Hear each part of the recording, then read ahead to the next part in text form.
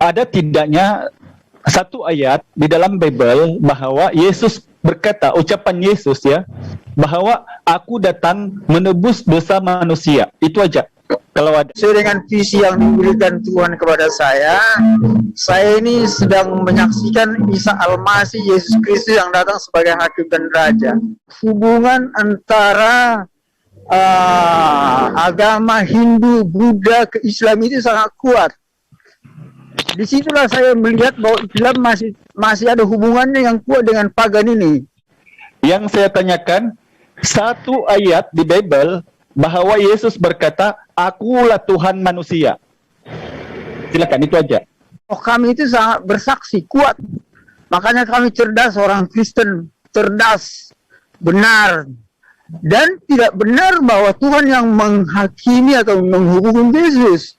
Iblis yang menghukum. Sekarang ini saya harus saksikan banyak orang Islam di Jakarta, di Ciamis, di India, di negara lain menerima Isa sekarang ini. Semakin mereka memahami, ini ada bukti sebenarnya. Tetap saya berpendapat bahwa banyak kelemahan daripada ajaran Islam yang sudah berhala, masih berhala gitu ya. Karena ada ilmu sihir, ilmu kebal itu seolah-olah disahkan. Jadi belum ada Pak. Itu tanggapan itu sudah komentar itu namanya. Pertanyaan Pak, bukan komentar Pak. Pertanyaan sama itu. Yang spesifik kepada Agama Kristen itu sudah sendiri menerangkan bahwa mereka adalah agama pagan. Pagan ini apa? Itulah yang tidak ada nama Yesus. Kalaupun ada, silakan tampilkan daripada Injil Matius sampai Wahyu. Aku Yesus, pencipta alam semesta. Ya itu aja. Keunggulan orang Kristen dengan pengetahuan Trinitas. Allah pencipta langit, Yesus dan Roh Kudus. Makanya orang Kristen lebih unggul, lebih cerdas dan lebih kaya dan lain sebagainya. Banyak orang Kristen di seluruh dunia ini, bahkan orang Islam sekarang pengikut Yesus sudah banyak ini. Ini sebagai bukti kebenaran daripada Roh Kudus yang benar. Anda harus meminta maaf untuk penyesatan yang Anda lakukan. Baca ayatnya ada. Di Al-Quran tidak ada ayat. Nanti saya tunjukkan ayatnya. Tunjukkan sekarang. Anda berargumentasi Ya, sekarang dan Anda harus ayat tunjukkan sekarang. hafal. Tunjukkan sekarang. Saya nggak hafal, saya bilang jangan ngokok dong. Kalau Anda tidak apa dan tidak tahu, Anda tidak diperbolehkan untuk menggunakan ayat suci Al-Quran. Saya keluar ya. Maaf aja. Bukan keluar. Justru Cocok, Anda cocok. penyesat sebenarnya. Anda berarti tidak berani membuktikan. Nggak cocok saya di diskusi kalian ini. Kalau mengatakan Islam adalah pembunuh, berkacalah pada kaca Anda yang lebih besar di rumah Anda. Bukan, karena orang Kristen bukan pagan ya, maaf aja ya. Kalau menuduh kalian itu orang Kristen pagan sangat tidak benar. Maaf aja, Islam mana menguasai bertahun-tahun lalu. Malah miskin dan bodoh, bertobat kalian itu. Bapak udah 3 kali mengatakan Islam itu miskin bodoh, dari tadi sudah 3 kali saya hitung. Anda paham nggak? Anda lah penyesat iblis-iblis sebenarnya. Yang cuman karena faktor kebencian Anda berbicara dari mulut kotor Anda tanpa dalil. Jadi kamu pikir kamu paling pintar mengatakan kami ini tidak berkelas dengan Anda.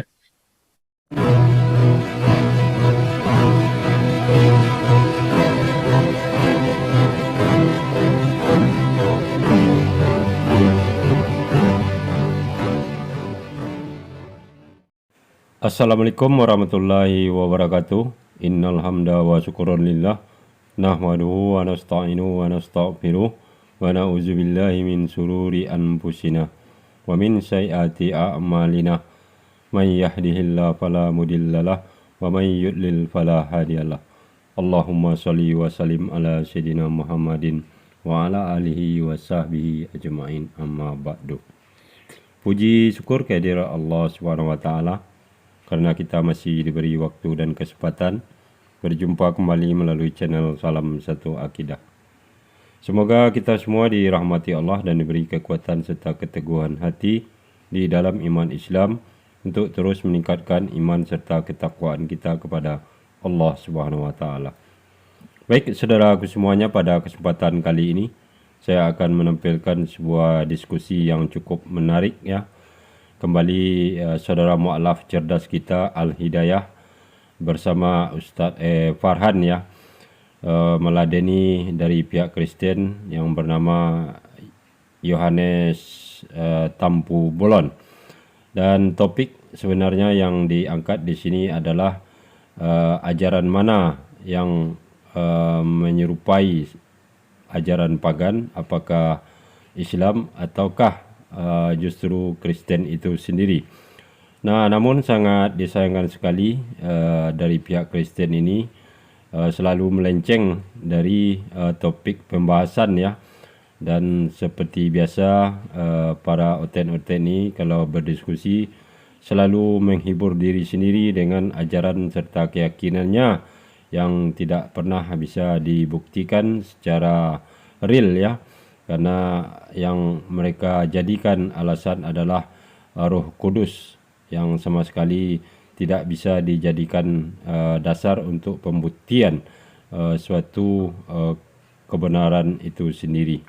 Dan malahan sebaliknya Tampu Bolon ini mencoba memberikan penilaian yang sangat negatif terhadap Islam, namun dengan sangat tegas sekali Ustaz Farhan memberikan bantahan ya, serta menguji kemampuan dari saudara Kristen ini tentang pemahamannya di dalam Islam, apalagi tentang apa yang dituduhkannya tersebut. Namun pada akhirnya si Otet ini tidak mampu untuk menunjukkan bukti serta dalil tuduhannya terhadap Islam. Nah, bagaimana nanti keseruannya kita akan saksikan bersama. Namun sebelumnya saya mengucapkan terima kasih yang setinggi-tingginya kepada saudaraku semua yang sudah mendukung channel ini dengan subscribe. Juga yang baru bergabung, jangan lupa subscribe, like, serta share. Dan kita dukung juga channel ISDN ya, yang mana diskusi ini berlangsung di channel ISDN Studio,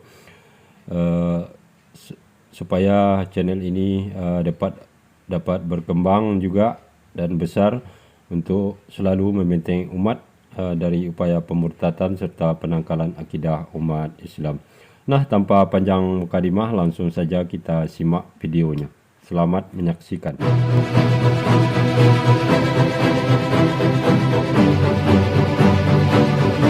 Oke, terima kasih Gurundaku Farhan. Assalamualaikum warahmatullahi ta'ala wabarakatuh kepada semua saudara-saudara kaum muslimin dan muslimat maupun yang di luar Zoom atau di dalam Zoom, di live chat dan di luar chat. Dan terima kasih juga, selamat datang kita ucapkan kepada yang kita kasihi Pendeta Yohanes Tambobolon ya, John Tambobolon, yang mana buat pertama kali mungkin saya hatuhab kepada beliau untuk malam ini. Dan ini adalah pertemuan yang julung-julung kalinya. Jadi insya Allah melalui pertemuan ini kita akan dapat merungkai sedikit. Mudah-mudahan apa saja yang kita sampaikan melalui dua forum, melalui apakah atau agama manakah yang mengajarkan pengajaran pagan, ataupun paganisme ini lebih kurang yang kita tahu bahwa yang menyembah selain daripada Tuhan, begitu.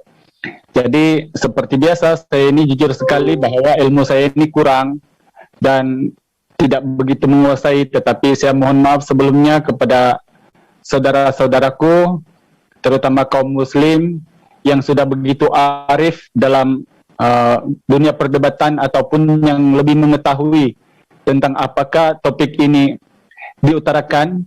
Dan sekiranya terdapat kesalahan daripada saya mohon maaf karena keterbatasan ilmu yang saya miliki. Begitupun kepada Pak Pendeta Yohanes Tambobolon, saya juga mohon maaf jika sekiranya sepanjang dialog ini berlangsung akan terdapat kesalahan-kesalahan lisan ataupun ucapan daripada saya, karena sesungguhnya yang baik itu daripada Allah, sedang yang khilaf dan yang lemah itu daripada ucapan lidah dan keterbatasan ilmu saya sendiri. Baik, seperti biasanya mungkin saya mulai aja dengan dua rangkap pantun yang mana seperti rutin di setiap diskusi saya akan menyodorkan pantun-pantun untuk tasbih dan hiburan bersama. Yang pertama seperti biasa, baik yang datang daripada Allah, sedang yang khilaf karena ucapan lidah. Andaikan terkurang dalam hal berbicara, mohon dimaafkan diriku insan biasa. Lalu Terang sungguh cahaya purnama, pungguk berlagu rindukan bulan. Tiadalah baik akhlak manusia jika ingkar terhadap Al-Quran. Jadi kita Al-Quran, Islam berpegang kepada Al-Quran dan Sunnah, itu yang saya tahu. Dan di dalam pengajarannya kemudian tiadalah lain selain daripada mengabdi kepada Allah atau menyembah kepada satu-satunya Tuhan sesembahan, yaitu Allah Subhanahu wa Ta'ala, yang diperkuat di firman Al-Quran dalam Al-Quranul Karim dalam surah Al-Baqarah ayat 255, begitu juga di surah Al-Ikhlas 112 ayat 1-4, yang mana ayat ini menegaskan bahwa janganlah menyembah selain daripada Allah, karena sesungguhnya Allah itu adalah Sang Pencipta yang penguasa alam semesta, langit dan bumi, dan tidak merasa keberatan untuk memelihara keduanya. Karena itulah kemudian kita ini Islam sangat sangat besarlah kemudian dosanya kalau menyembah selain daripada Allah. Sedang itulah kemudian keimanan kita, walaupun saya ini secara masih baru dalam pencarian agama, tetapi insya Allah saya percaya dengan apa yang tertuang di Al-Quran dan apa yang kita lakukan sehari-hari itu tidak bertentangan, karena dalam penyebutan bahasa atau lisan kita dalam beribadah itu semua mengacu kepada eksistensi ketuhanan yang satu, yaitu Allah Subhanahu wa Ta'ala melalui pengajaran Rasulullah dan Al-Quran. Dan untuk itu demikian dulu opening statement daripada saya. Saya juga berterima kasih kepada ISDN Channel, kepada kru-kru, karena selalu memberi wadah atau memberi peluang kepada saya untuk mengambil bahagian dalam berdialog atau berdiskusi melalui forum Zoom ini. Oke, sekian itu dulu mungkin daripada saya. Wabillahi taufiq wal hidayah. Wassalamualaikum warahmatullahi wabarakatuh. Terima kasih. Waalaikumsalam warahmatullahi wabarakatuh. Masya Allah, syukron dengan segala kerendahan hati. Akhi Al-Hidayah luar biasa penjelasannya. Dan Akhi Al-Hidayahnya adalah mu'alaf dari Malaysia. Bicara, silakan.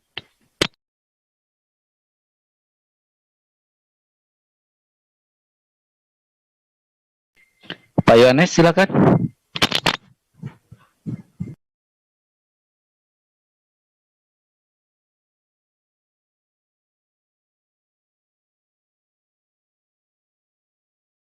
Pak Yohanes itu di mute kayaknya, ininya di mute itu, dibuka dulu, ininya dibuka dulu, mic-nya dibuka dulu, ke mute kayaknya. Iya. Ke mute dia. Udah, silakan Pak Yohanes. Sudah benar. Sudah. Tapi agak putus-putus. Oke, silakan Pak. Salam berkenalan dari saya senang mengikuti acara ini pertama kali. Sukses ini yang berguna jika percaya ke Tuhan langit dan bumi. Mengenai yang temanya, pengertian saya yang dijelaskan itu adalah pembahasan Allah lain. Jadi sebagai orang Kristen ya, saya harus jelaskan terlebih dahulu agama Kristen itu menolak penyembahan selain Allah lain. Walaupun memang artinya agama lain berarti orang Kristen menyembah Allah lain, karena misalnya melihat Yesus itu sebagai manusia sehingga dianggap penyembahan berhala, padahal sebenarnya kesalahan pemahaman sebenarnya. Jadi yang perlu saya jelaskan, memang di dalam sejarah perjalanan orang Israel dari Mesir menuju Kanaan, memang mereka tersesat menyembah lembu, tapi itu penyesatan, bukan yang diajarkan, adalah penyesatan. Karena memang ya orang-orang tidak beragama sebelumnya, sebelum Kristen, banyak orang berhala memang, tapi setelah mengikuti Kristen, mereka dilarang menyembah berhala. Jadi yang jelas agama Kristen sangat menolak ajaran bahan berhala selain Allah yang menciptakan langit dan bumi. Makanya sebenarnya Yesus itu walaupun pernah menjadi manusia, bahwa dia itu bukanlah Allah lain. Karena kita orang Kristen mengenal Trinitas, ya. Jadi ketika manusia zaman perjanjian lama sebelum Yesus hadir, para nabi memang diizinkan Tuhan untuk menyelamatkan manusia, tapi manusia juga banyak gagal. Nabi pun banyak gagal menyelamatkan membaikkan perilaku daripada manusia. Akhirnya Tuhan sendiri mengutus Yesus Masih ya ke dunia dalam rangka menyelamatkan umat manusia yang setelah berdosa. Dan satu-satunya umat manusia yang telah berdosa harusnya memang sudah dihukum. Oleh karenanya, bagaimana pengampunan dosa kepada orang manusia yang berdosa?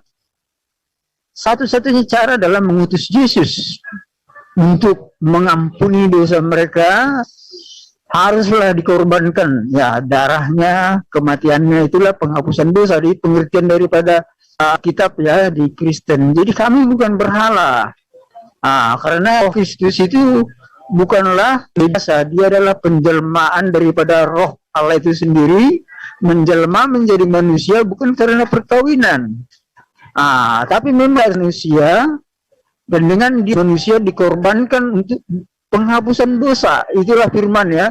Jadi yang perlu saya jelaskan bahwa firman ini dituntun oleh Roh Allah sendiri. Bukan artinya tuntunan Roh Kudus menjadi firman, tidak.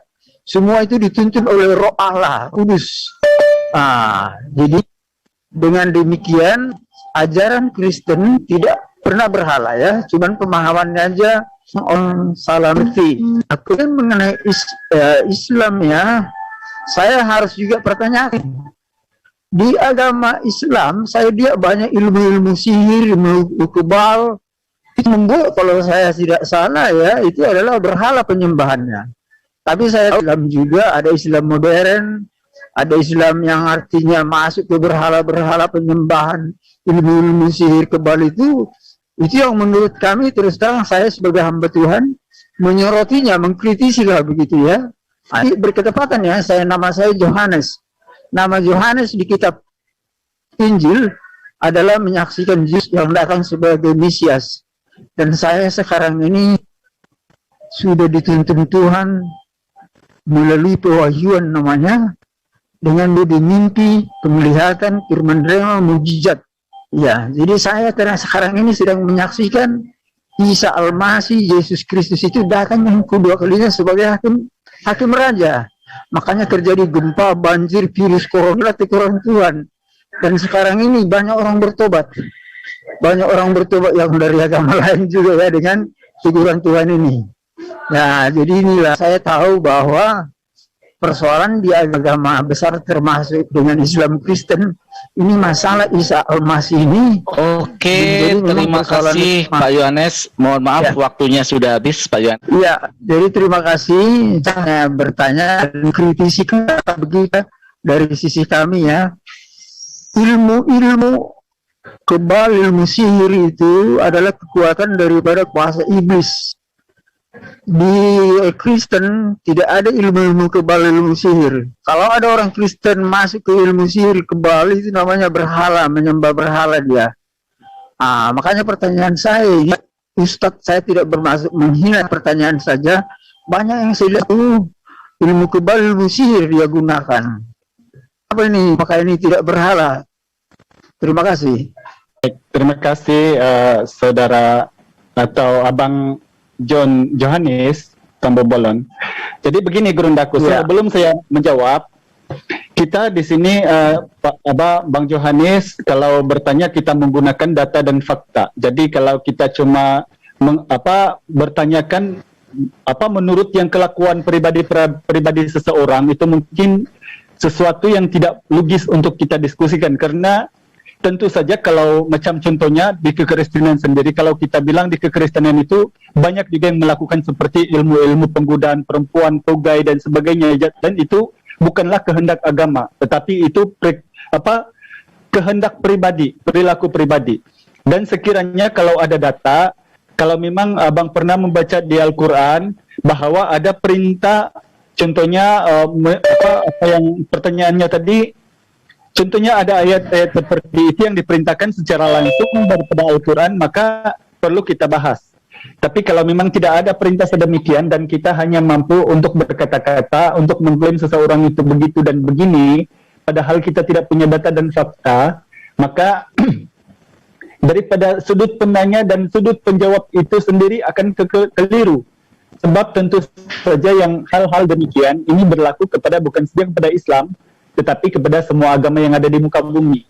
Karena saya yakin dan percaya Bang Johannes bertanya ini memang tanpa fakta dan tanpa data, memang tanpa dalil. Jadi kalau saya mengandaikan ini memang syirik, ini memang musyrik ya, syirik. Kalau mengamalkan ilmu kebal dan sebagainya itu memang musyrik. Itu sangat ditegur dalam akidah Islam. Kita tidak boleh menyembah selain daripada Allah, termasuklah ilmu-ilmu apa saja. Kecuali kalau memang itu tuntutan agama. Dan kalau memang ada data dan fakta, contohnya kalau abang pernah membaca di Al-Quran ada perintah mengamallah ilmu kebal atau mengamalkanlah ilmu syirik, itu perintah, itu mungkin kita bahas ya. Sekali lagi saya ulang, kita di sini menggunakan data dan fakta. Kalau ada sekiranya abang pernah melihat orang-orang yang sedemikian, ketahuilah bahwa itu bukan perintah agama. Tentu saja di dalam kekristenan tidak ada perintah kemudian seperti yang dulu-dulu di pedalaman. Kalau kami di sini, dulu-dulu di pedalaman juga orang-orang yang Kristen juga ada yang macam membuat tugai. Tugai ini satu-satu ilmu yang membuat wanita itu tertarik sehingga dia bisa jatuh cinta.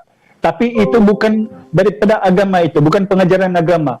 Itu melalui satu-satu oknum pribadi yang memang mencari ilmu yang di luar daripada agama, karena ilmu-ilmu ini memang benar ini adalah daripada setan dan ini adalah pekerjaan iblis. Dan kalau ada ilmu yang sedemikian pengajaran di dalam agama, maka itu memang perlu kita bahas. Tetapi saya sudah jelaskan bahwa bila mana tidak ada ilmu yang sedemikian pengajaran dan harus kita pertanyakan, maka kita hanya menjawab dengan apa yang berlaku di sekitar kita, di sekeliling kita. Mungkin begitu dulu pertanyaan saya. Mungkin apa jawaban saya? Mungkin ke depannya Bang Johannes nanti kalau bertanya sekurang-kurangnya yang kita menggunakan data ataupun fakta. Kalau saya meminta nanti kemudian di mana ayat itu, tentu saja tidak ada. Tidak ada. Al-Quran itu mengajarkan bahwa kamu melakukanlah ilmu kebal untuk mengabdi kepadaku, itu tidak ada. Jadi kalau memang ada data dan fakta itu baru kita boleh bahas. Ya itu aja dari saya. Terima kasih. Ya, oke. Terima kasih Grundako. Ya, terima kasih untuk waktu ini. Saya cuma mau tanya tadi apa yang disampaikan oleh Bang Johannes bahwa Yesus itu datang sebagai penebus dosa, kan begitu. Penebus dosa dan umumnya memang juru selamat lah, begitu seperti yang kita tahu. Jadi kami ini macam pribadi saya ini memang ragu. Sebab ada tidaknya satu ayat di dalam Bible bahwa Yesus berkata, ucapan Yesus ya, bahwa aku datang menebus dosa manusia. Itu aja kalau ada. Terima kasih. Oke, silakan. Ya, jadi Yesus itu adalah orang yang diutus ya dalam rangka menyelamatkan umat manusia. Jadi kesimpulan Yesus sebagai penebus sebenarnya ada ayatnya di Yesaya. Dengan bilur-bilurnya ada kesembuhan dan keselamatan. Dan memang ada ayat-ayat firman. Tapi maaf ya, berkitapan karunia saya bukan karunia penginjil atau pengajar, tapi saya mempunyai karunia nubuatan, Pak, pewahyuan rahasia tentang Isa Al-Masih yang datang sebagai hakim dan raja. Tapi saya tahu banyak beberapa ayat tentang Isa Al-Masih itu diutus ke dunia untuk menebus dosa manusia, sehingga dengan penebusan itu dosa-dosa dari manusia yang sudah banyak kejahatannya sejak Nabi Nuh ya sampai beberapa perjanjian lama abadnya ya, sudah berkali-kali diutus Nabi, tapi manusia itu masih terus jahat. Akhirnya Tuhan harus, tadinya di dalam kitab suci kita dikatakan tadinya Tuhan sudah hampir marah dan mau dihanguskan manusia itu, tapi kasihan dia, sayang sudah menciptakan, bagaimana ini saya hanguskan. Akhirnya diutuslah Roh Allah sendiri dalam rangka menyelamatkan. Ayatnya banyak, tapi maaf saya tidak bisa mengingatnya sekarang ini karena saya memang nggak tulis gitu ya. Tapi ayatnya cukup banyak di ayat kitab suci Alkitab. Bahkan saya ini sebagai hamba Tuhan yang sudah dipanggil Tuhan bernubuat melalui mimpi, penglihatan, firman rema, menyaksikan Isa Al-Masih, Yesus Kristus yang sedang datang sebagai hakim dan raja. Dan ayat ini relevan dengan yang saya sering dengar, Isa Al-Masih datang sebagai Imam Mahdi atau hakim yang adil. Inilah titik temunya antara orang Kristen dengan firman yang ada di Al-Quran itu ya, tentang Imam Mahdi. Karena di sana juga mengatakan Isa itu adalah Rohullah. Dia adalah Roh Allah. Dan dia akan datang sebagai Isa hakim yang adil. Jadi kebenaran inilah yang sebenarnya perlu orang Kristen dan saudara kita Muslim lebih banyak membahasnya. Karena saya harus bersaksi kebenaran Isa Al-Masih adalah Roh Allah, sangat kuat dan benar. Ya, banyak Alkitab menyaksikan Alkitab ini kebenarannya sangat benar tentang antikris, nabi palsu, guru palsu itu. Bahkan sekarang ini saya sedang bersaksi gempa, banjir, virus corona itu adalah sebuah teguran Tuhan kedatangan Isa Al-Masih yang datang kedua kalinya. Tapi untuk menegur agar bertobat. Dan sekarang ini banyak orang bertobat sekarang ini menerima Isa Al-Masih. Juru selamat. Terima kasih. Oke, berbicara silakan. Ya, pertanyaan saya mungkin ya sesuai dengan visi yang diberikan Tuhan kepada saya. Saya ini sedang menyaksikan Isa Al-Masih, Yesus Kristus yang datang sebagai hakim dan raja. Jadi kebenarannya bahwa dibuat ya, saya bukan bermaksud ini ya, tapi menyaksikan aja Isa Al-Masih sebagai Mesias itu dinubuatkan dan digenapi. Dan Isa Al-Masih sebagai hakim raja juga sekarang ini sedang digenapi. Dan saya adalah bernama Yohanes menjadi saksi kedatangan Isa Al-Masih Yesus Kristus sebagai hakim dan raja. Saran saya, tolong artinya teologi Islam, saudara saya, karena bagaimanapun hubungan antara Islam Kristen itu sangat kuat. Karena keturunan daripada Abraham ya, bersaudara. Ya. Nah, oleh karenanya salah satunya rahasia kebangkitan daripada manusia, keberadaban dan lain sebagainya, kebangkitan bangsa-bangsa, kuncinya adalah pengenalan kepada Isa Al-Masih. Oke, waktu Anda habis Pak Johannes. Sekali lagi saya ingatkan Pak Johannes, pertanyaan belum meluncur. Dan sekali lagi saya ingatkan kepada Anda bahwa topik kita kali ini adalah pagan. Oh iya, iya. Ajaran mana yang mengajarkan pagan? Jadi bukan nubuatan, whatever lah whatever Pak Johannes mempunyai pandangan akidah bahwa Yesus adalah ini nggak masalah ya, pandangan Bapak dikaruniai penglihatan dari Yesus, Bapak punya kelebihan seperti Luga. Kayaknya Bapak ini sama kayak Luga ini. Saya kasih waktu 20 detik lagi Pak Johannes ya, saya kasih waktu 20 detik lagi untuk fokus kepada pertanyaan ya, dengan topik yaitu bahwa ajaran mana yang mengajarkan pagan. Silakan 20 detik dimanfaatkan Pak Johannes. Ya, jadi maaf aja, saya banyak artinya di Jakarta, di Jawa dan sebagainya. Saya melihat hubungan antara agama Hindu, Buddha ke Islam itu sangat kuat. Disitulah saya melihat bahwa Islam masih ada hubungannya yang kuat dengan pagan ini. Kuasa-kuasa daripada. Oke, terima kasih Pak Yohanes, waktu Anda habis ya.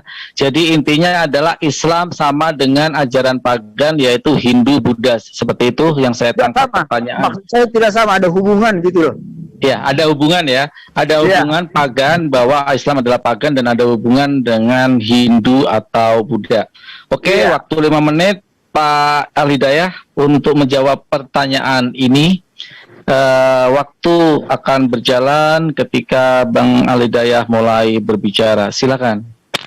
Oke, terima kasih Bang Johannes Tambobolon.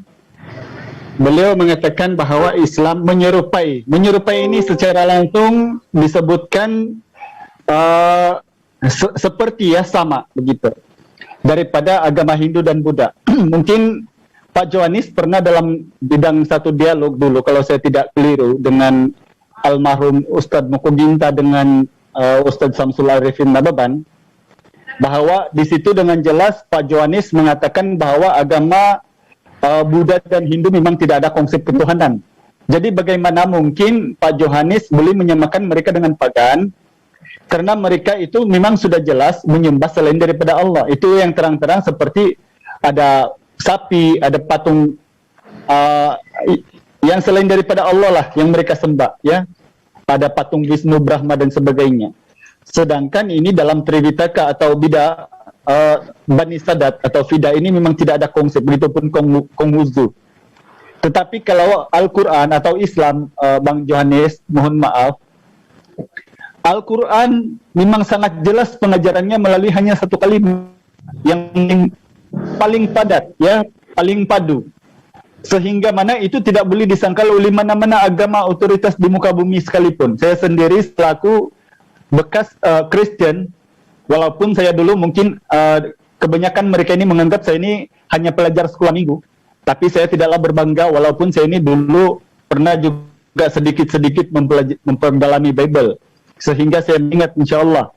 Tetapi apa yang saya pegang adalah ketika kita membaca di surah Al-Ikhlas, tolong berundaku bisa di screen nggak? Oke, Bang Tama, Sebentar, waktu ya. di pause. Silakan untuk share screen waktu Al-Ikhlas, ayat Al-Ikhlas. A'udzubillahi minasyaitonirrajim. Bismillahirrahmanirrahim. Qul huwallahu ahad, Allahus samad, lam yalid wa lam yulad wa lam yakul lahu kufuwan ahad. Silakan ditampilkan. Yang mana ya? Ayat berapa, Pak? Ya semua aja, semua aja. Semua aja Al-Ikhlas, iya. 4 ayat itu. Ya, a'udzubillahi minasyaitonirrajim. Bismillahirrahmanirrahim. Qul huwallahu ahad, Allahus samad, lam yalid wa lam yulad wa lam yakul lahu kufuwan ahad. Terjemahannya. Katakanlah Muhammad, dialah Allah yang Maha Esa. Allah tempat meminta segala sesuatu. Allah tidak berana dan tidak pula diperanakan, dan tidak ada sesuatu yang setara dengan Dia. Oke. Jadi Silakan. dengan satu ayat, kemudian lagi kalau kita buka di surat Toha 14 itu juga sama, bahwa Allah itu memang satu-satunya sesembahan dan tiada dua tiga. Dan banyak sebenarnya ayat di Al-Quran tentang keesaan Allah Subhanahu wa taala ini sebagai satu-satunya sesembahan. Jadi makanya dalam satu surah Al-Quran itu menggagalkan semua tuduhan, bahkan saya boleh challenge dengan mana-mana agama di muka bumi yang mengklaim bahwa Islam menyembah selain daripada Allah dengan satu ayat ini saja.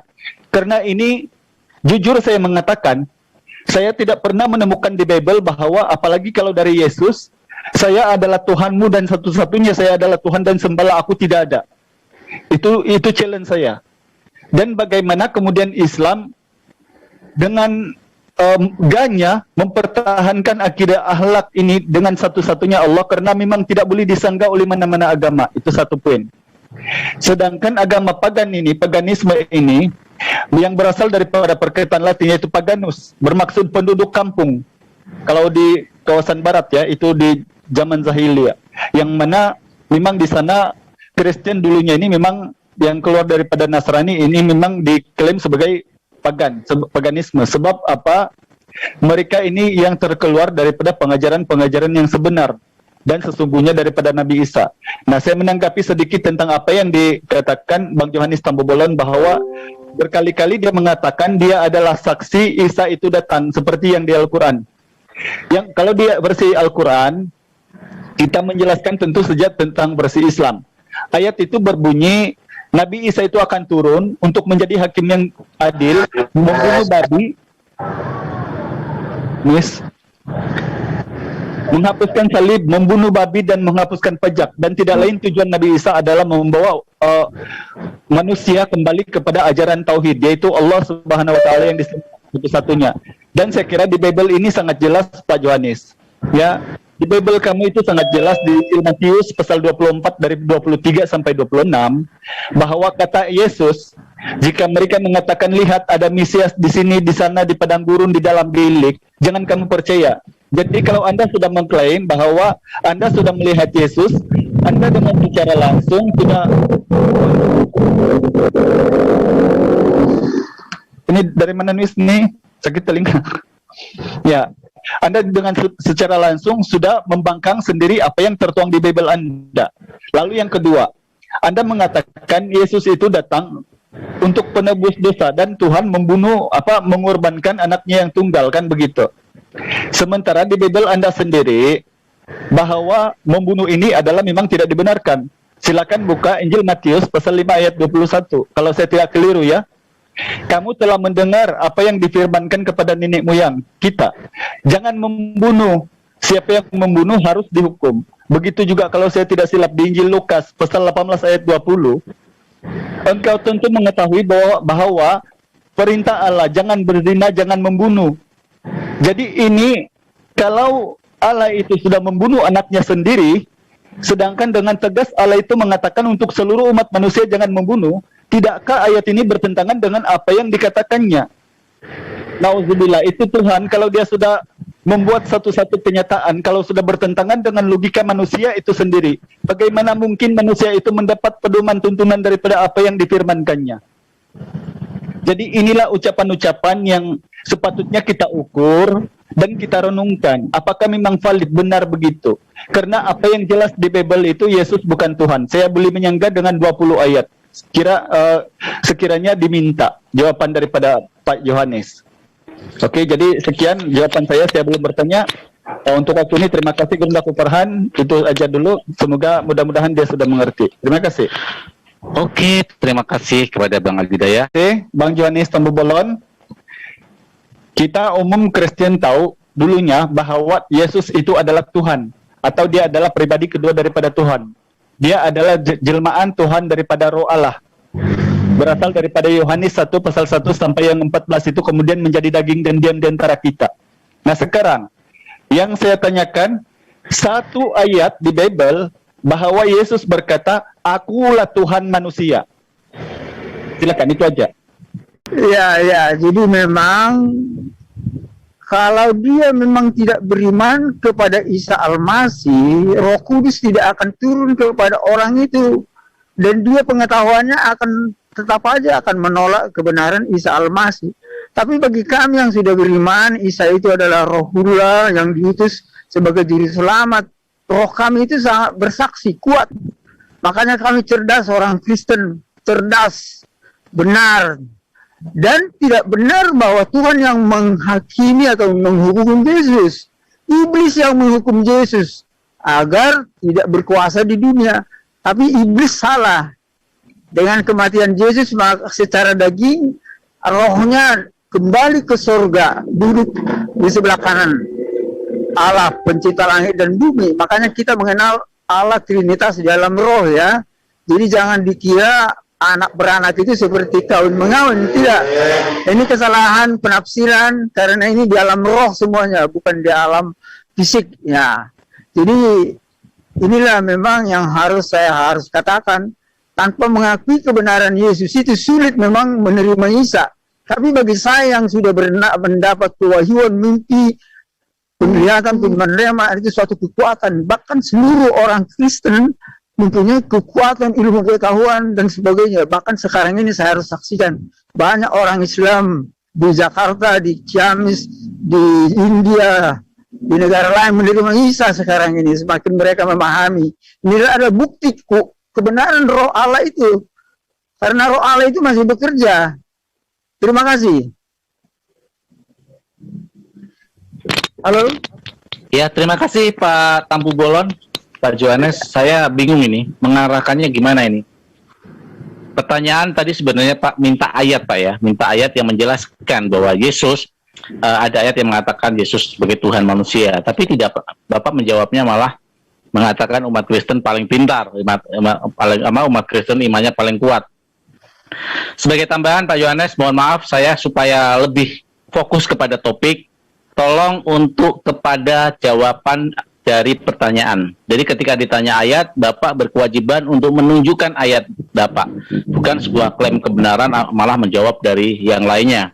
Nanti malah akan melenceng daripada topik yang kita sudah tetapkan. Kalau masalah orang banyak berbondong-bondong masuk Kristen, ya itu whatever lah, Bapak ya. Tapi kalau saya kasih data Bapak, nanti Bapak tercengang malah. Pew Research Center, Pak, mengatakan bahwa 10 tahun ke depan itu Islam akan menjadi agama mayoritas di dunia, Pak. Ya, itu Pew Research Center. Supaya apa? Saya jelaskan ini supaya Bapak jangan selalu menggunakan narasi yang membedakan dengan topik. Sekali lagi saya ingatkan, saya moderator di sini, jawab sesuai dengan pertanyaan dan sesuai topik. Di sini tidak lagi membicarakan tentang nubuatan atau tentang Islam iman Kristen yang gimana, itu bersifat internal, Pak.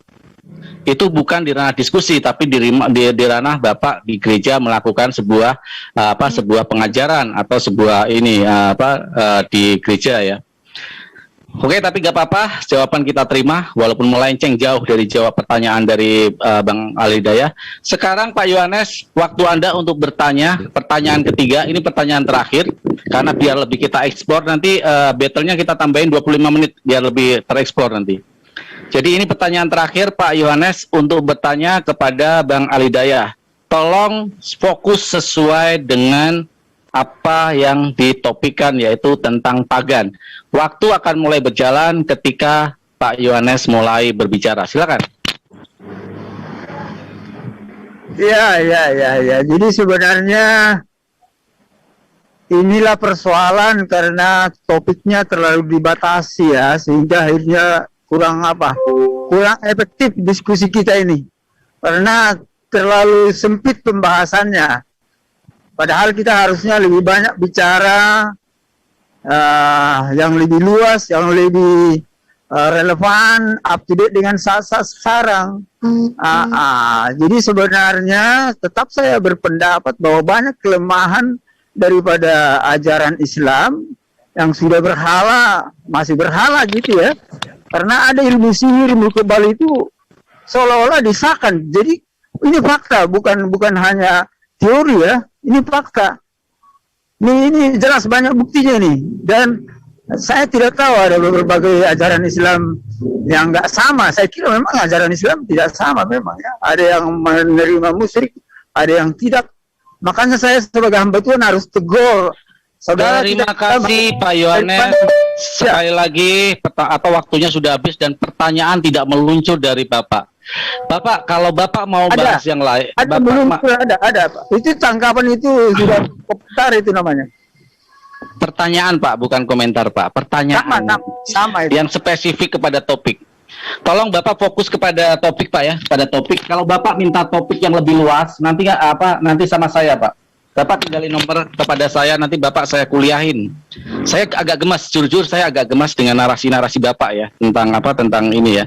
Saya sudah ingatkan berkali-kali tentang topik. Nanti saya kasih data kepada Bapak, Bapak akan pusing kepalanya. Ya, bagaimana tentang Kristen ini mengajarkan ilmu hitam. Bapak tahu namanya Ku Klux Klan. Ku Klux Klan adalah sebuah aliran Kristen yang menyebarkan kesihiran. Bapak tahu nggak Ku Klux Klan? Jadi jangan membahas masalah di luar topik. Nanti kalau Bapak mau bahas masalah di luar topik atau yang lebih universal, nanti saya nanti Bapak ini aja. Tinggalkan nomor telepon, nanti diskusi sama saya ya. Oke, Bang Al-Hidayah, tadi juga pertanyaannya saya bingung. Silakan Bang Al-Hidayah, karena nanti dikasih tambahan waktu juga akan begitu lagi. Bang Al-Hidayah untuk melakukan jawaban selama 5 menit. Ya, jadi pantasan mungkin dia itu tidak fokus ya, sebab lagi bising. Kita yang mendengar di sini saja terasa banget telinganya.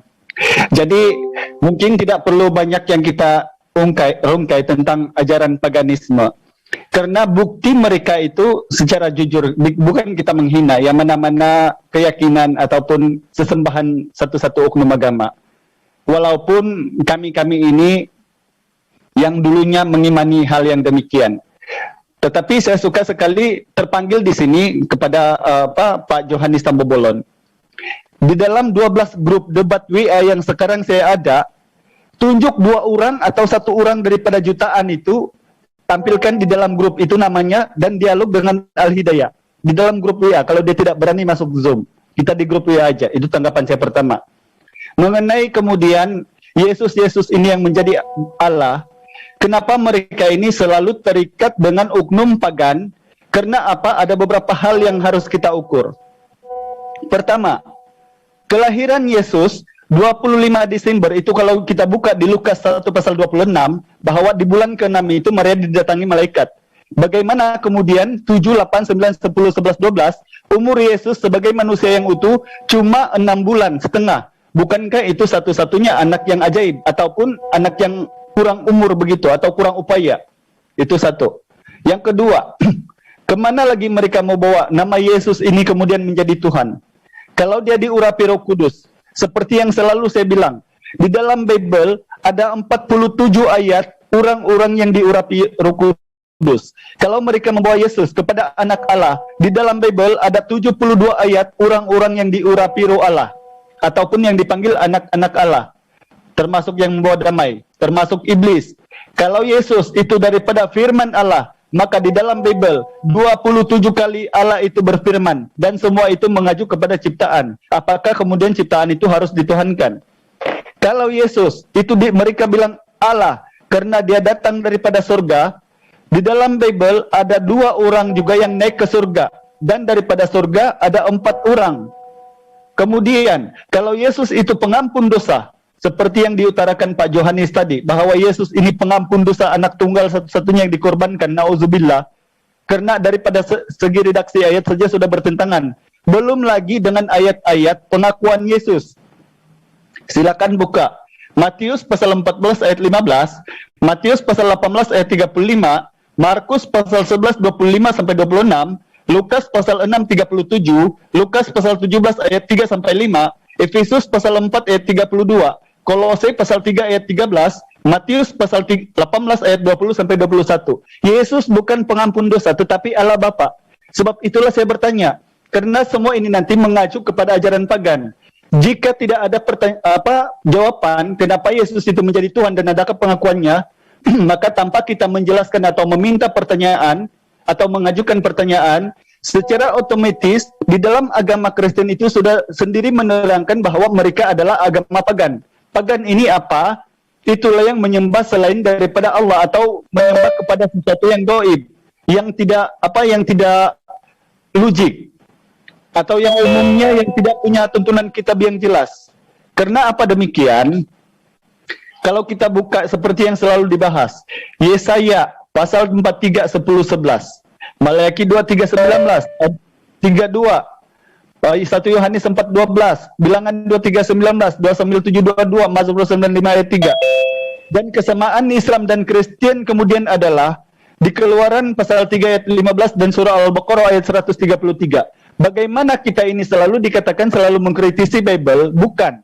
Tetapi karena kedudukan Nabi Isa sebenarnya. Inilah yang selalu kita kritisi. Padahal Nabi Isa dengan jelas di Injil Matius pasal 21 ayat 11, Injil Markus pasal 14 65, Yohanes 7 40, bahwa dia adalah nabi, dia bukan Tuhan. Bagaimana kemudian tidak ada satu ayat pengakuan daripada Yesus atau Isa di Bible bahwa dia adalah Tuhan?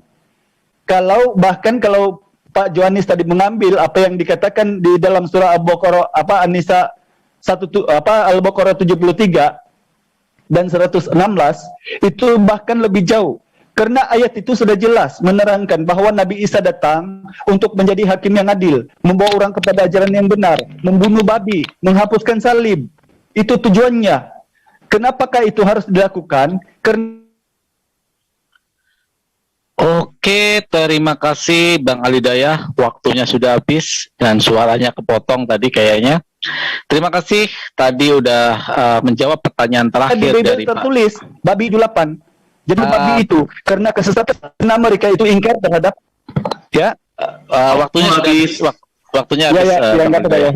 Terima kasih. Oke, terima kasih tadi sudah Bang Alidayah sudah menjawab pertanyaan terakhir dari Pak Johannes.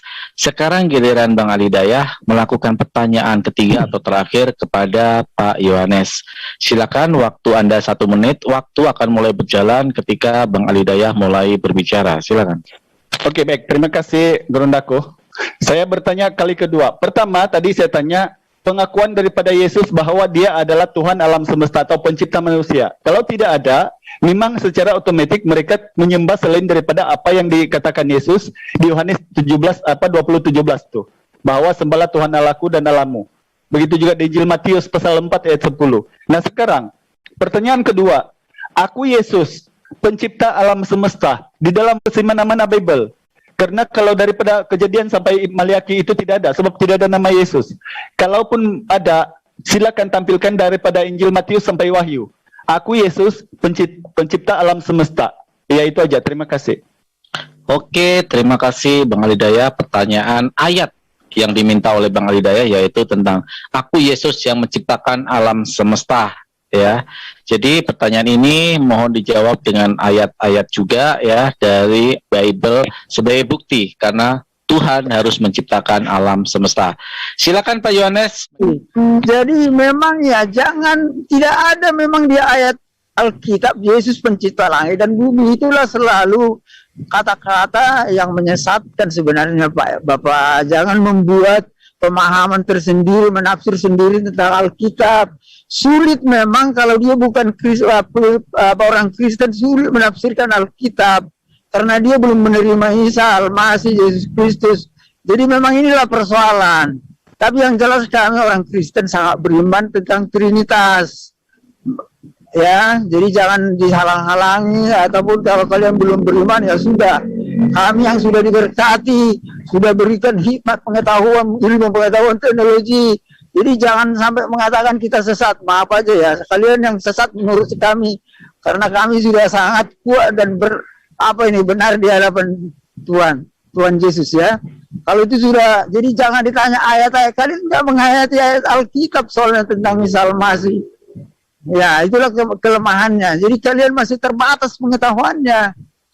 Jadi jangan artinya Bapak orang Islam mau menyesatkan Alkitab. Nggak bisa, nggak cocok itu. Ya, maaf aja, kami sudah artinya sangat beriman terhadap itu.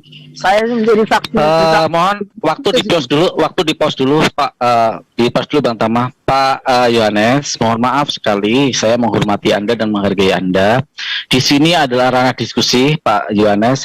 Mempertanyakan ayat atau mempertanyakan keimanan diperbolehkan dalam ranah diskusi ini. Bagaimana lawan diskusi Anda akan bertanya, ya, mempertanyakan atau mengelaborasi. Kalau Anda tidak menjawab dan mengatakan jangan sentuh ayat-ayat Bible, ya nggak bisa seperti itu, Pak. Ini diskusi soalnya. Ya, moderator ini kurang modern juga. Saya sudah jawab. Saya katakan tidak ada Yesus saya penciptaan, tidak ada ayatnya di Alkitab. Hanya dia menafsirkan, mencari-cari ayat, membawa ayat malah itu. Pertanyaannya nggak bagus, menyesatkan itu. Halo? Ya, terus lanjut Pak, lanjut. Waktunya masih ada, silakan. Menyesatkan pertanyaannya, memang itu nggak ada di Alkitab. Nggak ada kata-kata itu. Tapi kesembuhannya tentang Trinitas itu kebenarannya ada di Alkitab. Ya, jadi bapak-bapak harus baca yang benar. Nanti saya kasih kirim buku barangkali ya. Karena nggak bisa diskusi seperti ini, ya. Kalian ambil kesimpulan, kalian begini, aduh nggak cocok deh. Maaf aja nih. Jadi memang kalian orang saudara kita yang Islam ini sulit memang memahami tentang Alkitab. Karena nggak percaya Yesus dan Roh Kudus. Karena Roh Kudus itu yang menerangkan.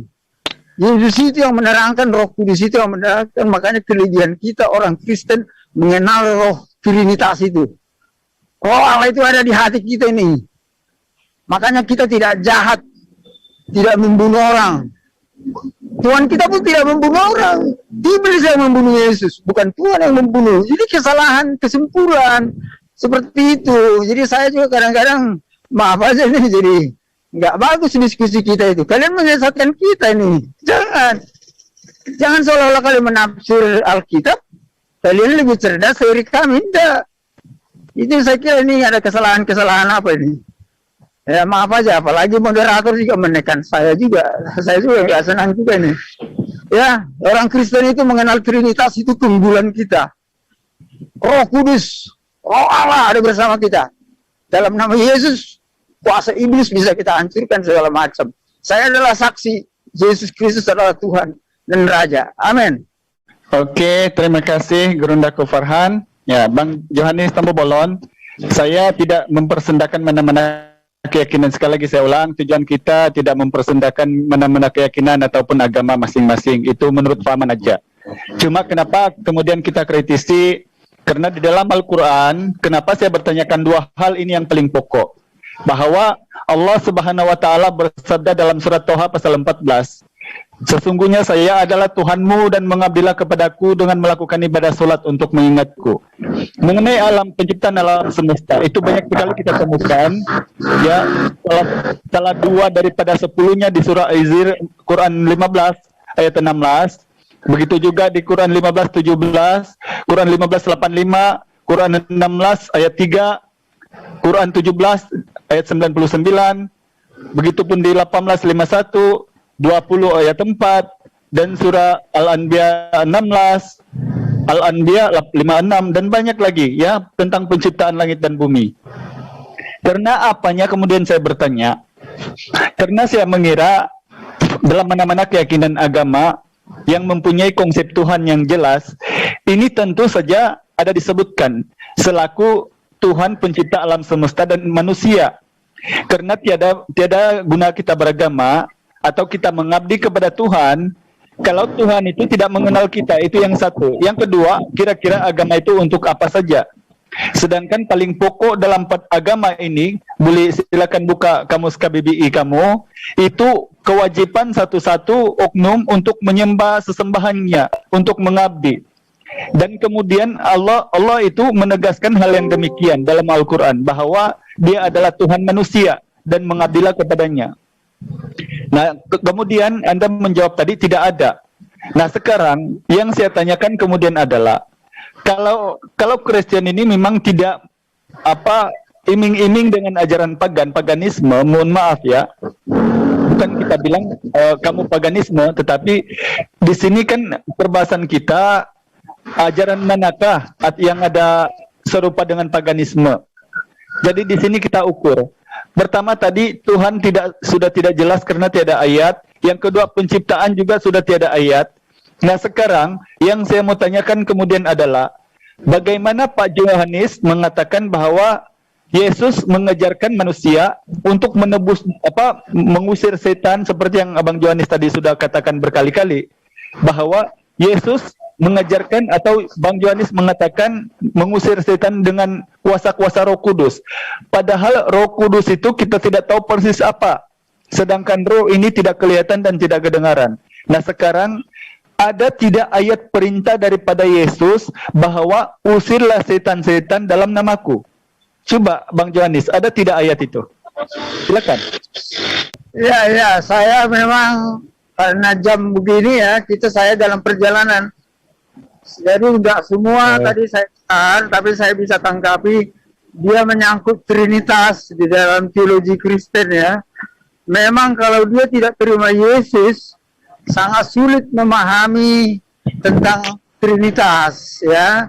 Allah pencipta langit, Yesus Kristus, dan Roh Kudus. Kalau kalian tidak percaya itu, maaf aja kalian sudah sangat tersesat. Saya harus katakan tersesat. Banyak ayat-ayat di kitab suci yang menjelaskan itu, sehingga orang Kristen mengambil kesimpulan Trinitas. Dan itulah kesimpulan agama Kristen dengan pengenalan teologi Trinitas tadi. Jadi Roh Kudus itu ada bersama kami. Iya. Jadi sekarang daripada banyak-banyak ayat itu Bang Yohanes, coba sebutkan satu saja. Itulah, jadi kalau kalian pertanyakan yang lain-lain tidak percaya itu, silakan kalian tersesat. Kami bukan benar dan kami sudah hidup dengan kehidupan yang benar, baik, nah adil. Kenapa saya bertanya demikian, Bang Yohanes? Kenapa saya bertanya demikian? Karena di Bible juga tertulis. Silakan kau buka Injil Matius pasal 7 21 sampai 22. Ya, mereka mengusir setan demi namaku, melakukan tanda mukjizat demi namaku juga.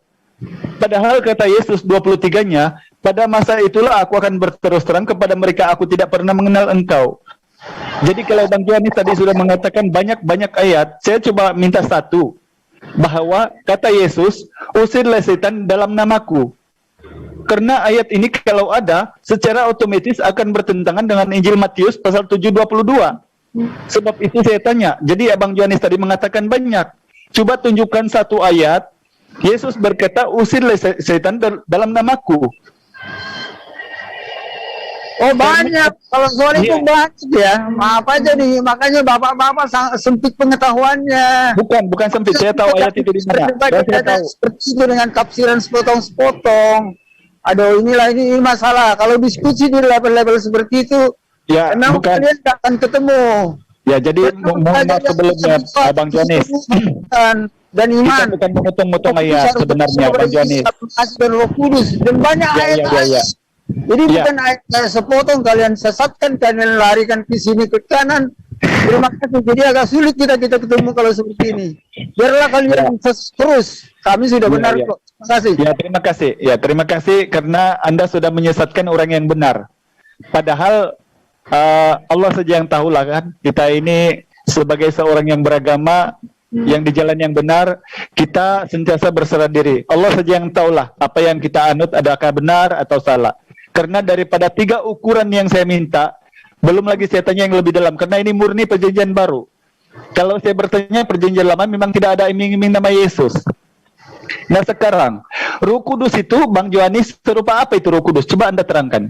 Roh Kudus itu seperti apa? Roh Kudus itu roh Allah sendiri. Allah Trinitas. Oh itu roh Allah sendiri. Iya, apakah itu bisa dilihat? Itu sangat berkuasa. Ada firman Tuhan, kalau Roh Kudus dihujat, murka Allah terjadi. Makanya saya harus saksikan gempa banjir sekarang ini corona karena menghujat Roh Kudus. Karena percaya Isa Al-Masih. Makanya banyak dari Islam. Oke. Kalian harus bertobat kalian. Bahkan Saifuddin Ibrahim kan itu memang pendeta tinggi kan. Padahal dia Kristen, kenapa dia bisa kena corona? Padahal dirinya itu mungkin melimpah-limpah Roh Kudusnya itu. Dan alhamdulillah kami orang Islam juga masih banyak yang belum kena corona. Jadi kalau soal penyakit dan apa sebagainya, ini bukan konsep Tuhan yang kita cari, Bang Johanis. Bang Johanis ini berdialog dengan apa yang di logika saja, apa yang di otak yang dipikirkan saja, tanpa menggunakan data dan fakta. Kemudian saya di sini murni menggunakan apa yang tertuang daripada dua-dua sumber. Nah sekarang yang saya bertanyakan, dalam kekristenan sendiri Bang Johanis hanya pelintir kepada kepercayaan Roh Kudus, Roh Kudus. Coba terangkan, Roh Kudus itu serupa apa Roh Kudus itu? Bagaimana bentuknya Roh Kudus? Pernah dilihat enggak Roh Kudus itu dalam tubuh manusia? Karena saya menyimpulkan, kita yang percaya Roh Kudus, Roh Allah, wah hidup, berkuasa. Kuasanya seperti apa Pak Johanis? Bisa menyembuhkan. Waduh banyak lagi. Oke. Bahkan orang Islam itu auzubillahi minasyaitonirrajim. Itu kami mengusir setan, tetapi bukan nama Yesus. Karena menolak Roh Kudus. Makanya banyak tempat berhala dihancurkan Tuhan dengan gempa dan banjir. Jadi di situ termasuk Kristen di gempa. Ini kesaksian ini. Terima kasih. Tolong bertobat ini. Bertobat orang-orang yang belum percaya Isa Al-Masih dan Roh. Tidak, saya sudah bertobat. Justru sekarang saya sudah kembali kepada Yesus. Kalau dulu saya keluar daripada ajaran Yesus. Nah sekarang saya menjadi pengikut Yesus yang benar. Nah sekarang Roh Kudus itu, kalau memang sudah tidak kelihatan dan hanya kita mampu mengatakan saya dipenuhi Roh Kudus, saya dipenuhi Roh Kudus, bahkan melimpah-limpah Roh Kudus itu. Tetapi seperti apa kira-kira? Kalau soal mengusir setan, itu dengan gampang Islam mengusir setan.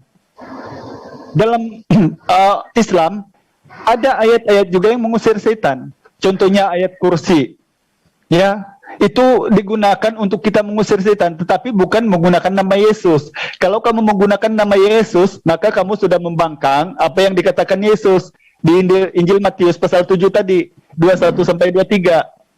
Yang saya tanyakan kemudian adalah Roh Kudus itu seperti apa dalam tubuh Pak Johanis, sehingga Pak Johanis mengatakan boleh melihat atau boleh merasa, boleh mengusir setan, padahal ini semua sudah dibangkang oleh Yesus. Injil Matius 24 pasal 23 sampai 26. Injil Matius pasal 7 21 sampai 23. Mau lari kemana Anda? Coba Anda terangkan kepada saya, Roh Kudus itu seperti apa? Silakan. Kalau tidak percaya Roh Kudus memang susah, memang akan tersesat. Makanya kalian mengusir setan dengan nama apa? Dengan nama iblis juga. Iblis sama iblis kalian mengusir. Hanya Roh Allah di dalam nama Yesus adalah Roh Allah yang berkuasa mengusir setan. Kalau kalian bilang setan mengusir roh setan, ya tersesat. Apalagi Isa Al-Masih Roh Allah itu ya kalian juga maaf aja nih, udah sangat tersesat. Makanya orang Islam itu banyak miskin dan bodoh. Banyak lagi apa namanya? Peringatan pertama, sorry, saya potong. Sorry, potong. Pak Yohanes dikenakan sanksi pertama karena mengatakan kata-kata bodoh dan tidak diperbolehkan. Tadi sudah saya bacakan peraturannya. Peringatan pertama buat Pak Yohanes. Maaf aja. Ya, jadi gini Bang Johannes, Anda selaku seorang debater yang senior, yang sudah lama dalam arena diskusi debat, Anda sepatutnya menampilkan ajaran kasih yang diajarkan kepada Anda. Kekristenan umum yang saya tahu itu melakukan hukum ajaran kasih dan tidaklah melakukan apa yang diperintahkan sesungguhnya. Padahal sebelum ajaran kasih itu ada satu ayat di depannya. Itu daripada Injil Markus 12:29 sampai 31. Hukum yang terutama kata Yesus, dengarlah hai orang Israel, Tuhan Allah kita Allah itu Esa. Kasihilah Tuhan Allahmu dengan segenap kekuatanmu, dengan segenap akal budimu, dengan segenap jiwa ragamu. Dan hukum kedua, kasihilah sesamamu seperti mana kau mengasihi dirimu sendiri, kata Yesus. Itulah hanya yang 31-nya kamu pakai, yang 29-nya dibuang. Jadi di sini kita sudah menguji Anda. Sejauh mana sebenarnya selama Anda begitu berapa tahun dalam bidang diskusi arena debat, saya sudah menangkap bahwa Anda tidak boleh menganalogikan sesuatu dengan perkataan apa yang menggunakan dalil, melainkan hanya untuk kepahaman sendiri ataupun keinginan otoritas otak sendiri untuk dibahas. Jadi saya tidak mempersendakan agama dan keyakinan. Cuma saya mau tahu, sebab saya ini orang-orang yang sudah dipanggil oleh Allah kembali kepada fitrah. Jika sekiranya saya salah, maka Bang Johannes selaku debater yang paling lama dalam dunia debat mungkin menerangkan kepada saya melalui apa yang saya tanyakan ini. Tetapi di sini para netizen juga mungkin boleh mendengar apa yang saya tanyakan daripada 4 ini. Sekarang belum ada tanggapan maupun jawaban, melainkan hanya dijawab melalui keinginan bibir sendiri yang berbicara. Jadi sekarang Pak Johannes, Ya, Anda, cara komentar saya begitu. Tapi Ya. yang saya katakan, Sekarang saya tanya Anda. Akan tersesat. Saya yang sudah Roh Kudus sangat dalam, sangat beriman karena saya sudah diurapi dengan kuasa Roh Kudus, mengusir setan dan melawan kejahatan-kejahatan. Alhamdulillah. Ya, terima kasih untuk Roh Kudus Anda. Yang menjadi Sekarang saksi Pak Johannes, yang datang sebagai hakim raja. Jadi tidak hanya kasih. Kalau orang fasik, saya tegur, bertobat. Oke. Itulah Jadi kita hakim yang itulah Anda menegur saya. Terima kasih. menegur orang bodoh menegur saya. termasuk begini, Pak kepada Johannes. Islam. Percaya kepada Isa Al-Masih Roh Kudus, kalian akan diberkati. Selama kalian menolak itu, kalian akan miskin dan bodoh. Terima kasih. Oke. Jadi Peringatan kedua kepada Pak Johannes kembali lagi mengatakan kata-kata yang tidak diperbolehkan ya. Pak Yohanes dua kali peringatan sudah. Sekali lagi Pak Yohanes dilarang untuk berbicara. Silakan. Keras, kalian juga menghina kita ya. Kalian juga sadar juga ya, bertobat juga kalian. iya, justru saya bertaubat. Saya sedang bertaubat sekarang. Tetapi apakah saya bertaubat melalui pengajaran Pak Johannes? Kalau Pak Johannes sudah tidak boleh mengajari saya untuk bertaubat dan hanya mengajar saya kemudian untuk menjadi lebih jauh pemahaman tentang akidah dan agama, malahan itu saya lebih kuat dalam Islam. Karena apa yang Pak Johannes jabarkan ke sini, umum orang-orang mendengar, para netizen ini boleh menilai. Sebab di dalam diri Pak Johannes hanya ada Roh Kudus yang diyakini daripada muda sampai ketua, hanya Roh Kudus, dan tidak tahu apa Roh Kudus itu. Padahal Roh Kudus itu adalah malaikat utusan Tuhan. Itulah Jibril dalam Islam, itulah Roh Kudus. Nah, kemudian saya tanya, seperti apakah Roh Kudus itu dan apa pekerjaannya dalam tubuh? Apakah boleh dirasa? Itu semua tidak boleh dijelaskan, melainkan saya dipenuhi Kalau Islam melihat malaikat Gabriel menjadi Roh Kudus, itu tersesat namanya, tersesat. Saya malaikat Roh Kudus. Oke. Itu Roh Allah, jangan samakan dengan malaikat. Apalagi bapak dengan malaikat. Begini Pak Johannes, begini. Ya. Ini sangat jauh dari pemerintah. Kalau Islam itu tersesat karena tidak ada Roh Kudus, kan begitu? Ya. Kalau Islam tersesat karena tidak ada Roh Kudus, bagaimana Anda tidak menjawab daripada pertanyaan 4 tadi, sedangkan ini Saya pertanyaan bisa jawab secara umum, saya bisa jawab. Usah saya tanya seperti itu. Banyak ayatnya. Nah, jadi tidak ada. Banyak ayatnya. Jadi kalian juga jangan menyesatkan saya dengan ayat-ayat. Kalian tanya Yesus menciptakan dunia, nggak ada ayatnya itu. Betul, sebab itu kan kuasa Tuhan. Jadi itulah yang kita nilai. Dari mana kemudian Roh Kudus itu ada? Apakah Roh Kudus itu datang saja daripada Tuhan, sedangkan Tuhan itu katanya bukan menyesal, tidak menyesal sebab dia bukan manusia. Padahal Yesus itu manusia. Nah, sekarang di sini yang saya tanyakan, kemudian itu Roh Kudus tadi itu seperti apa? Pak Johannes tidak boleh menjelaskan, hanya dipenuhi Roh Kudus, dipenuhi Roh Kudus. Dan Bagaimana kami ini kamu bisa tidak Roh Kudus. Kalau yang Roh Kudus itu kalau ada dalam diri manusia, dia punya karunia-karunia. Melayani dengan baik, dengan kebaikan, kebenaran, kuasa Roh Kudus, kuasa mengusir setan. Kalau dia hanya membenci, berzina, kawin mengawin, itu roh setan namanya. Orang agama kalian. Maaf aja. Kami tiada ajaran yang kawin mengawin begitu Pak Johannes, yang berzina semua itu tiada. Tetapi kalau di Bible ada. Ya, di Yeskiel 23 ayat 1 sampai 2, Amsal 7 19 18 itu ada. Itu memang jelas terbukti. Tapi kalau di Al-Qur'an sampai saat ini saya belum pernah menemukan debater yang hanya mengklaim dan menampilkan data. Coba kalau Bang Johannes saya tanya kemudian sekarang. Coba tunjukkan satu ayat di dalam Al-Qur'an apa yang Pak Johannes sudah lalui mengatakan bahwa di dalam Al-Qur'an itu ada ajaran berzina. Seperti yang di Amsal yang saya bilang. Marilah kita memuaskan nafsu birahi sampai ke pagi karena suamiku lagi tiada di rumah. Coba kira-kira ayat seperti itu di Al-Quran ada tidak? Saya beri Anda peluang, silakan. Ya, yang jelas ya, saya harus maaf aja ini. Yang jelas Jadi ini. yang jelas itu anak hanya klaim kan begitu.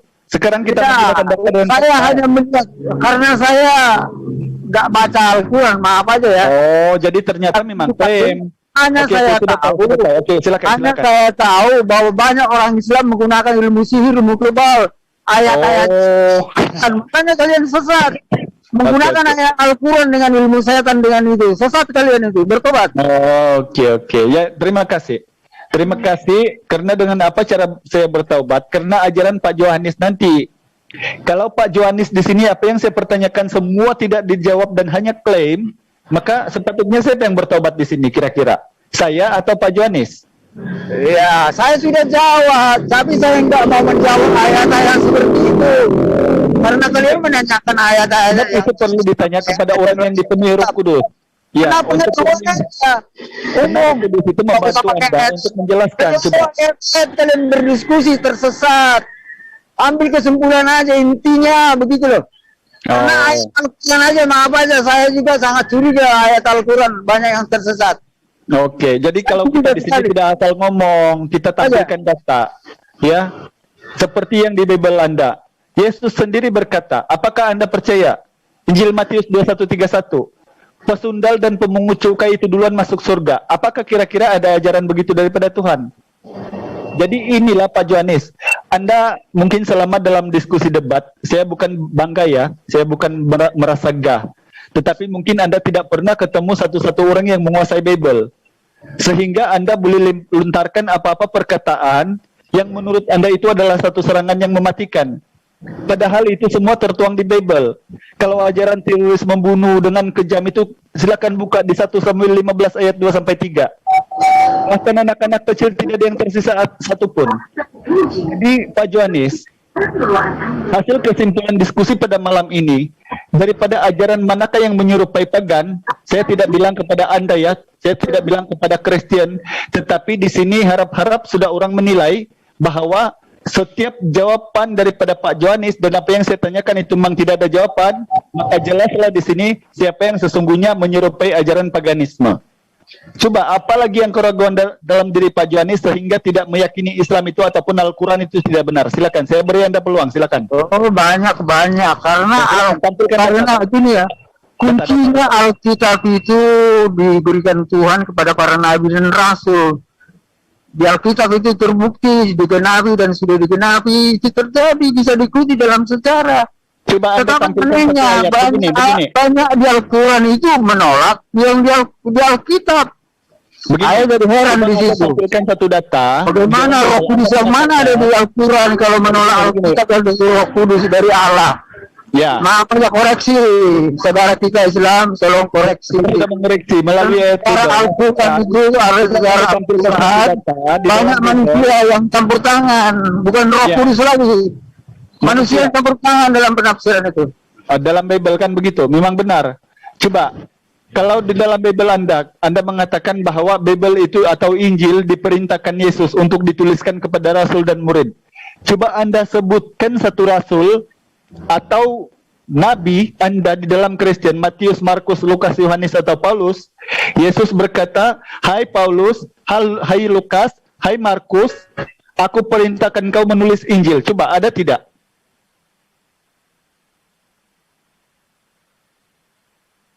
Halo, Bang Yohanes, coba ada tidak dari Matius, Markus, Lukas, Yohanes dan Paulus perintah daripada Yesus? Aku memerintahkan kau menulis Injil Gospel. Coba. Udah jelas suaranya udah.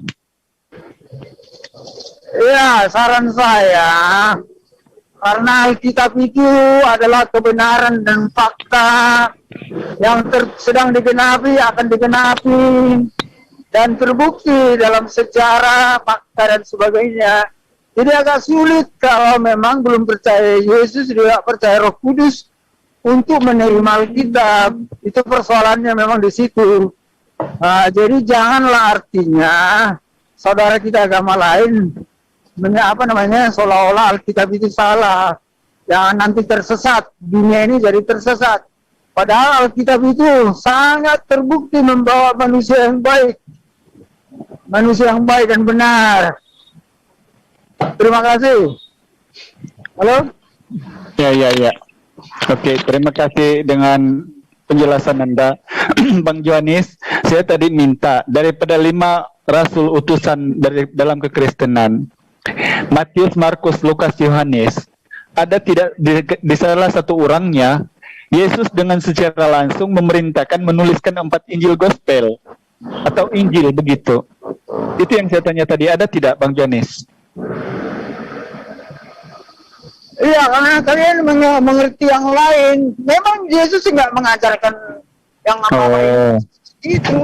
Makanya itu jadi membuat pertanyaan-pertanyaan yang nggak ada juga di Alkitab gitu loh.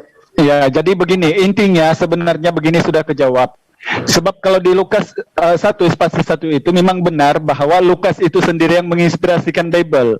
Begitupun di Kisah Para Rasul pasal 1 ayat 1. Bahwa kata Lukas, setelah aku menyelidiki dengan saksama, maka aku mengambil kesimpulan untuk membukukannya dengan teratur bagimu. Padahal satu-satu firman Tuhan yang benar daripada Tuhan, itu tidak boleh dituliskan sendiri dengan logika sendiri, melainkan atas perintah Tuhan.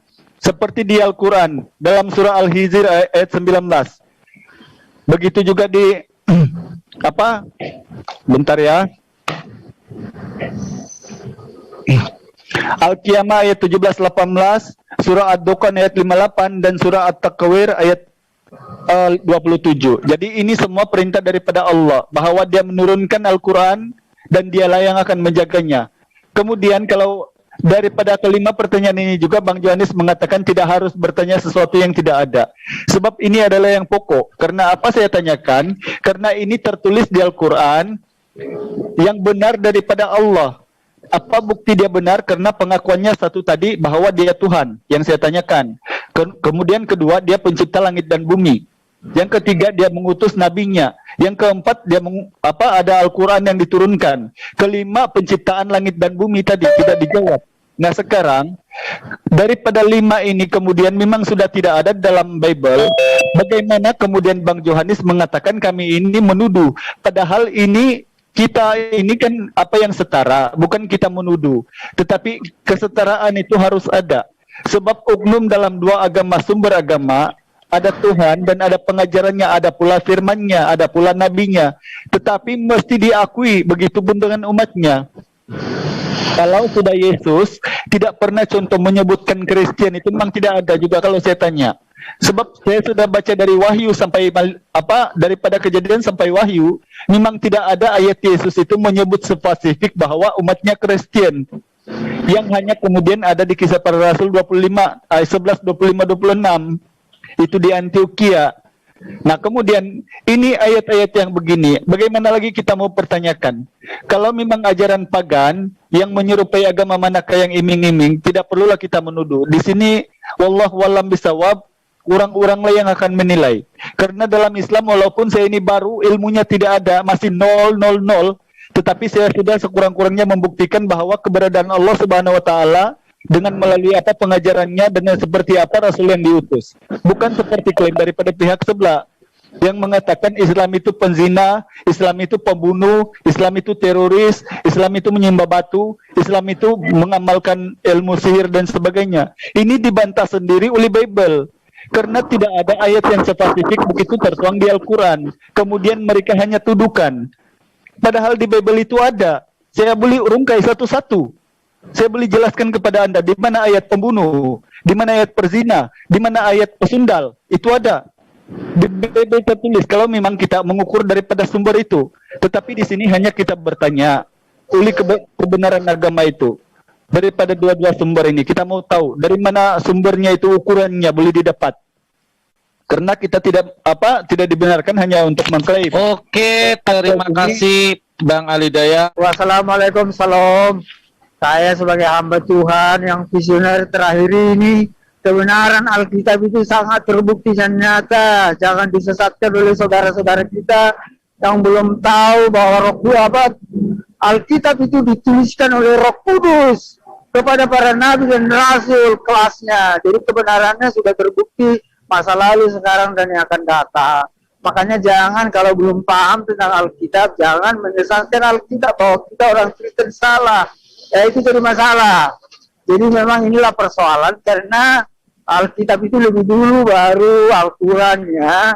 Tapi yang menjadi pertanyaan adalah kenapa Alkitab yang dituntun Roh Kudus dan kenyataan menjadi nyata tidak cocok dengan Alkitab, beda-beda ya. Nah, ini yang menjadi pertanyaan. Makanya saudara kita Islam harus mulai koreksi dulu tentang di mana nih. Nah, ada semacam seling kesalahan di mana sehingga berbeda begitu. Makanya saran saya agar banyak teologi Islam ini mencari kebenaran tentang Isa Al-Masih. Trinitas itu kebenaran yang tidak bisa ditolak. Jadi inilah kebenaran keunggulan orang Kristen dengan pengetahuan Trinitas. Allah pencipta langit, Yesus dan Roh Kudus. Makanya orang Kristen lebih unggul, lebih cerdas dan lebih kaya dan lain sebagainya. Dan tidak ada pembunuh, dan tidak ada teroris, dan tidak ada yang mengharapkan kawin mengawin di surga. Gak ada kawin mengawin dengan malaikat di surga. Ya, jadi itulah keunggulan orang Kristen dengan pengenalan Roh Kudus, mendapat karunia-karunia, pengetahuan, membedakan roh, mengusir setan, dan lain-lain. Kita ini manusia yang beradab, tidak pernah menjadi teroris, tidak pernah artinya motivasi yang negatif. Banyak orang Kristen di seluruh dunia ini, bahkan orang Islam sekarang pengikut Yesus sudah banyak ini. Ini sebagai bukti kebenaran daripada Roh Kudus. Puji Tuhan, saya berdoa kepada saudara kita Islam. Kalian harus mengenali Isa itu tidak hanya manusia, tapi dia itu Rohullah. Ada ayat dari Al-Quran juga, dari Isa Al-Masih itu Rohullah. Dia berkuasa di langit dan di bumi. Ini tolong dihayati firman-Nya. Ini kebenaran. Ya, terima kasih. Oke, terima kasih Pak Yohanes. Saya luruskan, Isa tidak pernah berkuasa di bumi dan di langit. Jadi jangan menyesatkan. Kalau Anda tadi menuduh Islam menyesatkan, Anda yang menyesatkan dengan ayat yang Anda kutip. Ya. Oh, dari Alkitab. Itu dari Alkitab itu. Bapak tadi mengatakan dari Al-Quran, Pak Yohanes. Bahwa Isa di Al-Quran juga ada. Isa adalah berkuasa di langit dan di bumi ada. Tidak ada, Pak Yohanes. Nanti saya akan berkeras untuk membuktikan. Sekarang buktikan. Ada, baca ayat-ayat yang lain itu. Tanya yang kawan-kawan. Bapak gak paham Al-Quran, tapi Bapak tunjukkan ayatnya berapa? Tunjukkan ayatnya. Pernah baca nanti saya sendiri. Tunjukkan ayatnya. Tunjukkan ayatnya di Al-Quran bahwa Isa berkuasa di langit dan bumi. Silakan. Tanyakan kawannya yang menghafal ayatnya. Saya nggak pernah hafal ayat Al-Quran. Saya ini moderator sekaligus debater, Pak. Ya, saya paham ayatnya, saya tidak hafal. Pak Yohanes, saya peringatkan sekali lagi, Anda menyesatkan. Anda Terserah. membawakan ayat Al-Quran dan tidak ada ayat Al-Quran yang mengatakan Isa itu berkuasa di langit dan bumi. Kalau Anda tidak bisa membuktikan, Anda berarti Alkitab. bohong. Itu di Alkitab ada, tapi kalian Si cek Alkitab nanti. coba tunjukkan. Coba Cek tunjukkan. aja. Tanya yang Coba kawannya tunjukkan. yang tahu. Tanya kawan yang tahu ayatnya. Tidak ada. Saya mewakili Islam dan saya hafal sekali Al-Quran. Tidak ada ayat yang mengatakan Di Isa Alkitab berkuasa aja. di langit Kalau dan bumi. gitu hanya di Alkitab aja. Karena Nah. Alkitab yang benar. Anda harus meminta maaf untuk penyesatan yang Anda lakukan. Baca ayatnya ada. Di Al-Quran tidak ada ayat yang mengatakan Isa Silakan berkuasa tanya di langit dan kawanmu. bumi. Tanya kawanmu. Di Al-Quran tidak ada Isa Ya, silakan. berkuasa Kalau di nggak langit dan bumi. percaya sudah. Kalau nggak Silakan percaya, tunjukkan ayatnya. Anda yang membuat klaim dan Anda yang harus menunjukkan. Anda dari tadi berbicara bahwa Islam menyesatkan.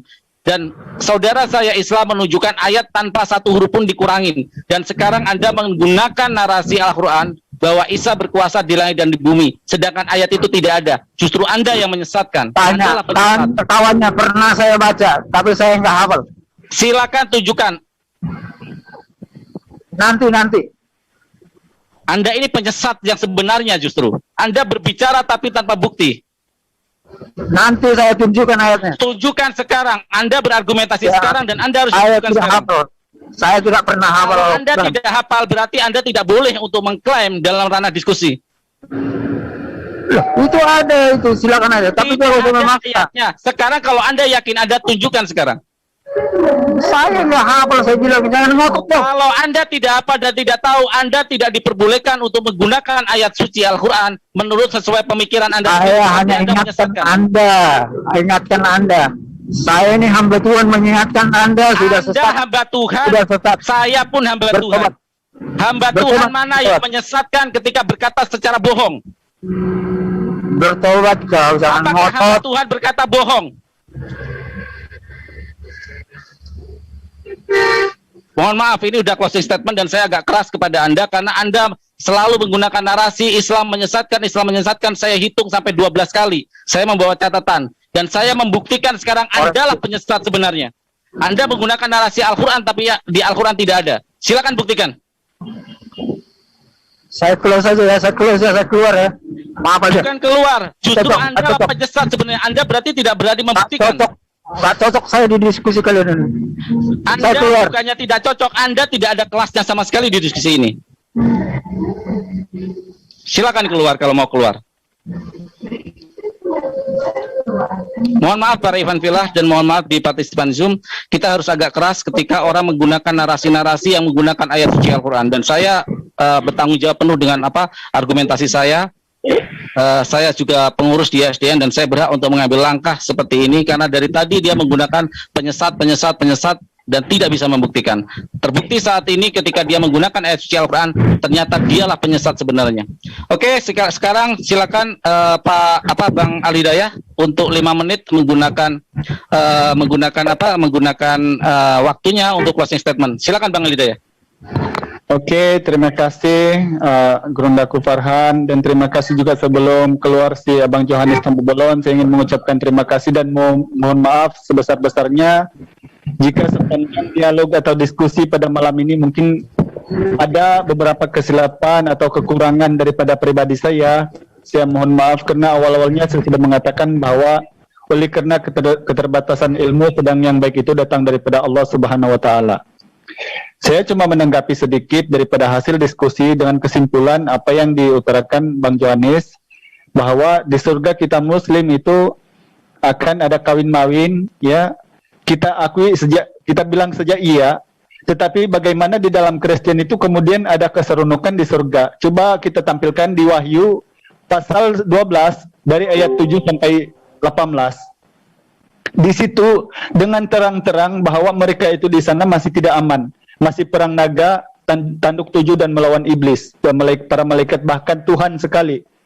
Jadi bayangkanlah ya Ikhwan Bila, kalau di dunia sudah kita huru-hara dengan mendengar tsunami sana sini dengan ledakan bom, bagaimana kemudian dengan Tuhan itu sendiri yang berperang dengan malaikat, dengan iblis, kira-kira itu hidup kita tenang, aman, damai atau tidak? Jadi bagaimana mungkin kita mendapat kesuksesan di sini? Bahkan kita itu lebih huru-hara. Jadi kesimpulan diskusi pada hari ini, walaupun sebenarnya naluri saya masih banyak yang tidak terpuaskan karena saya ingin mencari selaku kelas pendeta yang paling tinggi daripada Abang Johannes. Saya mohon pencerahan daripada beliau menyampaikan kepada para jemaatnya di sini maupun di dalam Zoom atau di live chat YouTube bahwa keberadaan beliau di sini bolehlah menunjukkan eksistensi Tuhan ataupun penciptaan alam semesta atau setidak-tidaknya keyakinan bahwa Yesus itu diperkuat dengan dalil, dengan fakta dan data bahwa dia murni menjadi Tuhan. Tetapi apa yang saya lihat, apa yang saya dengar daripada awal perbahasan tadi bahwa tidak ada signifikan atau satu ayat yang mengacu kepada konsep ketuhanan yang jelas, apalagi kemudian pengutusan Rasul dan pembukuan Bible dan penciptaan alam semesta. Begitupun dengan umat-umat Kristen yang disebutkan tidak ada. Jadi, alhamdulillah, saya mohon maaf jika sekiranya terdapat kesalahan-kesalahan lisan saya. Terima kasih juga kepada Abang Farhan karena begitu mengambil berat tentang memoderatori apa yang terjadi pada malam ini walaupun sedikit besar. Tapi harap kita semua bolehlah bersabar dan bermuasabah diri daripada saya sendiri. Saya masih bersabar insya-Allah. Karena saya ini dibatasi dengan ilmu-ilmu daripada Islam yang kekurangan. Dan untuk itu daripada saya, mungkin tidak banyak yang saya mau persembahkan, karena tidak ada lagi yang harus diungkapkan. Cuma saya suka sekali mengingatkan kepada diri saya sendiri bahwa sekiranya Tuhan saya itu tidak jelas, maka tiadalah guna saya untuk meyakini agama lain. Bagaimana kemudian macam kami ini yang terinspirasi untuk masuk Islam karena pengajaran daripada Bible. Dan kemudian karena kami terjun di dunia debat, karena ada beberapa tuduhan daripada mereka seperti yang saya sampaikan sebentar tadi. Bahwa di kalangan Islam, Muhammad itu pembunuh, Muhammad itu penzina, Muhammad itu teroris, Islam penyembah batu, dan sebagainya. Padahal itu sendiri tertuang di Bible dan mereka hanya imani-imani dan menuduhkan kemudian kepada orang Islam. Dan sebab itulah kemudian saya terpanggil karena ada sedikit, ya bukan banyak, tetapi ada sedikit pengetahuan tentang Bible karena saya pernah di dalamnya. Jadi saya masih challenge kepada mana-mana murtadin yang daripada Islam masuk Kristen, di mana-mana tempat pun termasuk Saifuddin Ibrahim. Coba kamu bagi nomor WA-nya dan panggil ke sini. Saya mau diskusi hak Tuhan sama dia. Kita mau uji siapa yang kerasukan Roh Kudus atau kekeluaran Roh Kudus. Oke? Jadi mungkin daripada saya mohon maaf jika sekiranya ada kekurangan-kekurangan bahasa daripada segi penyampaian. Saya akhiri dengan dua rangkap pantun. Yang baik datang daripada Allah, sedang yang kilaf karena ucapan lidah. Andai kata terkurang dalam hal berbicara, mohon dimaafkan diriku insan biasa. Hidup di dunia hanya sandiwara, menimba ilmu bekalan ke akhirat. Wahai manusia, mengabdilah pada Allah, sesungguhnya bumi sudah hampir kiamat. Oke, daripada saya hanya itu mungkin untuk waktu ini. Moga-moga semuanya telah pun terhibur, telah pun terinspirasi dengan apa yang disampaikan walau sedikit, insyaallah itu akan mendatangkan manfaat bukan mudarat. Wabillahi taufik wal hidayah. Wassalamualaikum warahmatullahi taala wabarakatuh. Terima kasih. Perang besar, perang dunia dan pertama dan kedua itu adalah perang antara Protestan dan Katolik. Jumlahnya hampir 2 kali lipat korban perang dunia pertama dan perang dunia kedua. Artinya kalau mengatakan Islam adalah pembunuh, berkacalah pada kaca Anda yang lebih besar di rumah Anda. Yang pertama. Yang kedua, kalau mengatakan bahwa perang dunia pertama dan perang dunia kedua adalah kejahatan, perang dunia pertama dan perang dunia kedua tidak pernah dimulai dari pihak Muslim, tapi dari pihak yang kita tahu agama apa. Itu yang kedua. Yang ketiga, kalau masalah kawin-mawin,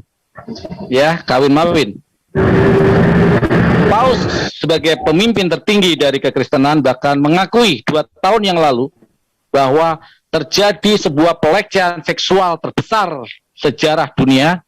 Gereja-gereja seluruh dunia terjadi pelecehan seksual, bahkan terjadi aborsi pekuburan-pekuburan di gereja-gereja tersebut. Yang ketiga, Jadi kalau mau berbicara, pakailah data. Kalau berbicara jangan asumsi. Kalau berbicara di diskusi, janganlah menggunakan narasi-narasi yang agitasi, apalagi narasi yang cuman dengar katanya, tidak memahami konteks datanya.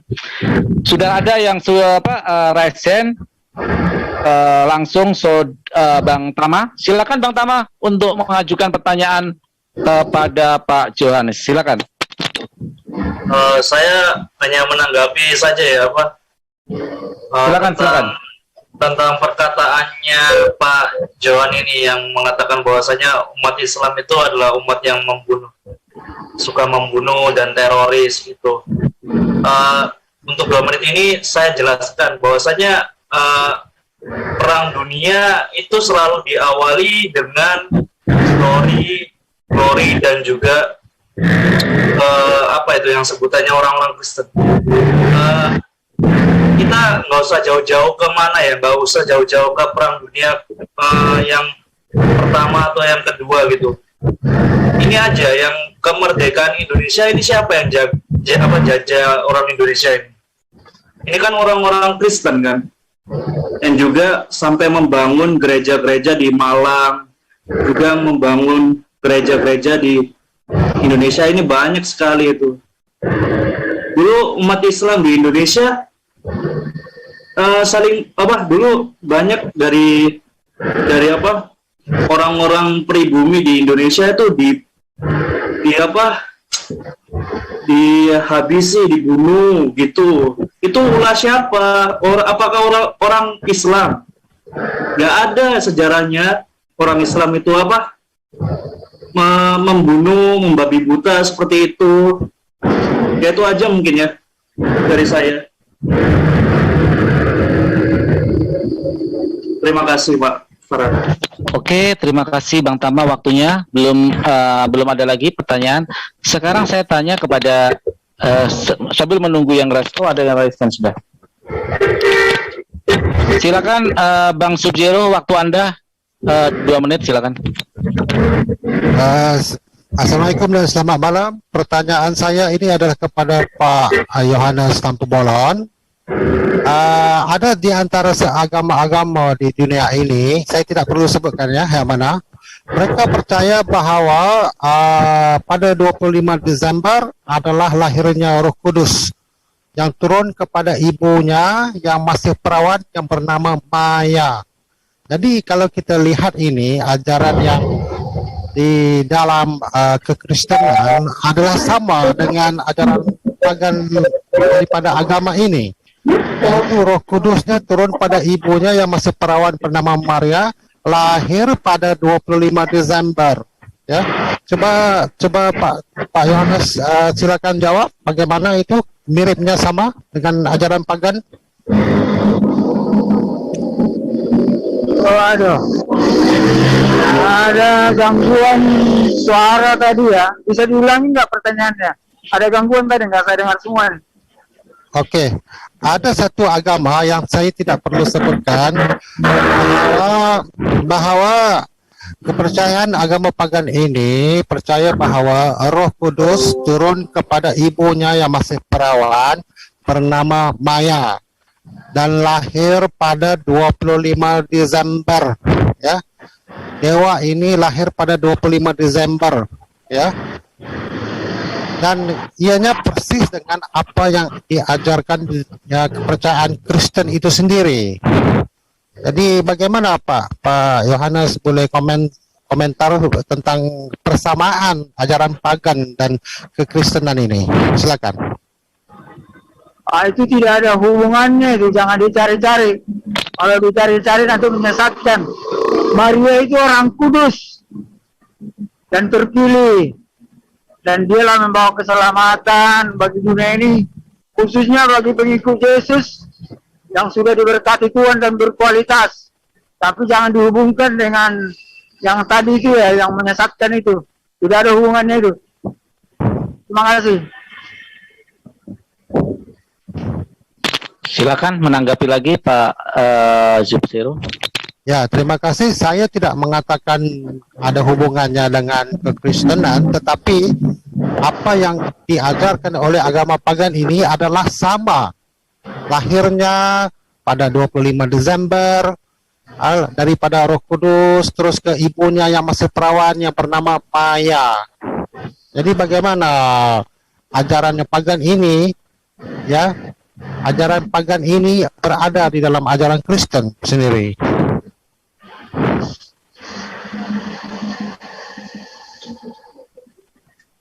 Silakan. Silakan Pak Yohanes. Saya bilang nggak ada hubungan, ajaran pagan itu nggak ada hubungan karena orang Kristen bukan pagan ya, maaf aja ya. Kalau menuduh kalian itu orang Kristen pagan sangat tidak benar. Kita ini kalau mengikut ajaran sesat, orang Kristen nggak seperti berkualitas seperti di dunia. Menguasai ilmu pengetahuan dan teknologi itu dari Allah, itu berkat Allah. Kita orang-orang baik, orang berilmu, menguasai pengetahuan teknologi itu buktinya. Maaf aja, Islam mana menguasai ilmu pengetahuan teknologi? Malah miskin dan bodoh, bertobat kalian itu. Bapak udah 3 kali mengatakan Islam itu miskin bodoh, dari tadi sudah 3 kali saya hitung. Pak, Bapak bilang pasti, sekarang saya tanya, siapa yang menemukan algoritma, Pak? Siapa yang menemukan matematika? Halo, Bapak, siapa yang menemukan matematika, Pak? Siapa yang menemukan algoritma sebagai dasar dari penemuan teknologi? Di situ saja, mungkin Bapak mengatakan tadi umat Islam adalah bodoh dan miskin. Sekarang saya tanya, masih rendah, ilmu kalian masih rendah, belum dekati Tuhan. Pak Yohanes, sekali lagi saya peringatkan kepada Anda dari tadi cuma mengklaim, Anda dari tadi cuma seperti tukang jamu yang ngomong tanpa dalil, tanpa bukti. Sekarang saya tanya, siapa yang menemukan algoritma, Pak? Mohon maaf kawan-kawan, aduh kuping saya panas banget nih ngedengernya ya. Iya, ini Anda itu kalau ini di dalam diskusi itu namanya ad hominem. Ya, itu Anda namanya ad hominem. Kalau Anda umat yang mempunyai kebijaksanaan dan Anda arif, Anda di Roh Kudus, mulut Anda, ucapan Anda nggak seperti itu, Pak Yohanes. Anda seperti iblis ketika menuduh orang lain dan Anda tidak bisa membuktikan. Mohon maaf saya agak keras. Karena apa yang Anda lakukan itu adalah ad hominem dalam ranah diskusi. Paham nggak apa itu ad hominem? Anda selalu mengklaim dari tadi. Saya sudah peringatkan yang pertama, yang kedua, dan sekarang ketiga, dan Anda selalu mengatakan pasti Islam itu bodoh, Islam itu miskin. Sekarang saya challenge Anda. Ya, saya challenge Anda. Siapa yang menemukan ilmu pengetahuan tentang algoritma, aljabar? Siapa yang menemukan tentang ilmu medis? Anda paham nggak? Siapa yang menemukan pesawat terbang? Teknologi pesawat terbang? Anda paham nggak? Siapa yang menemukan kamera optik? Sehingga jadi di kamera handphone Anda itu sekarang ada kameranya. Siapa yang menemukan? Anda mengatakan Muslim bodoh. Anda paham nggak? Anda lah penyesat iblis-iblis sebenarnya. Yang cuma karena faktor kebencian Anda berbicara dari mulut kotor Anda tanpa dalil. Itu namanya ad hominem. Anda sudah saya peringatkan dengan cara baik-baik. Anda sudah saya peringatkan dengan cara yang sangat sopan menurut saya. Tapi Anda selalu mengatakan klaim. Silakan Anda mengakui kebenaran agama Anda, tapi jangan menuduh agama lain menyesatkan. Ya, saya peringatkan sekali lagi kepada Pak Yohanes. Anda, mohon maaf, Anda sebagai orang tua saya sangat menghormati. Kami Muslim dilarang untuk berkata keras. Tapi ketika Anda sudah kami berikan ruang yang begitu sopan, ruang yang begitu memuliakan Anda, tapi Anda menginjak-injak ruangan itu. Anda mengatakan 3 kali, Islam itu pembunuh, teroris, bodoh, menyesatkan, miskin. Berkali-kali Anda ucapkan dalam ranah diskusi. Sekarang saya challenge Anda. Kalau tentang katanya Kristen yang menguasai teknologi, saya tanya pertanyaan-pertanyaan tadi. Siapa yang menemukan algoritma? Siapa yang menemukan optik? Siapa yang menemukan ilmu kedokteran? Dan Anda tahu universitas pertama didirikan di mana? Anda tahu nggak? Paham nggak? Siapa yang menemukan gelar sarjana itu? Anda tahu Baitul Al-Hikam? Anda tahu nggak? Anda tahu ketika di zaman abad pertengahan, Eropa yang di saat itu kekristenan menguasai, Paus sebagai otoritas tertinggi, hancur lebur benua Eropa. Jadi kamu pikir kamu paling pintar mengatakan kami ini tidak berkelas dengan Anda.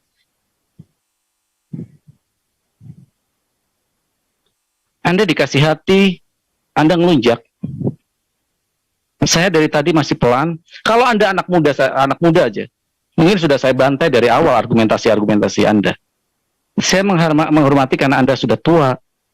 Saya menghormati penghormatan kepada orang-orang yang lebih tua. Tapi Anda seperti semakin menginjak-injak kami. Ini rumah kami. Kami mengundang Anda dengan sangat sopan.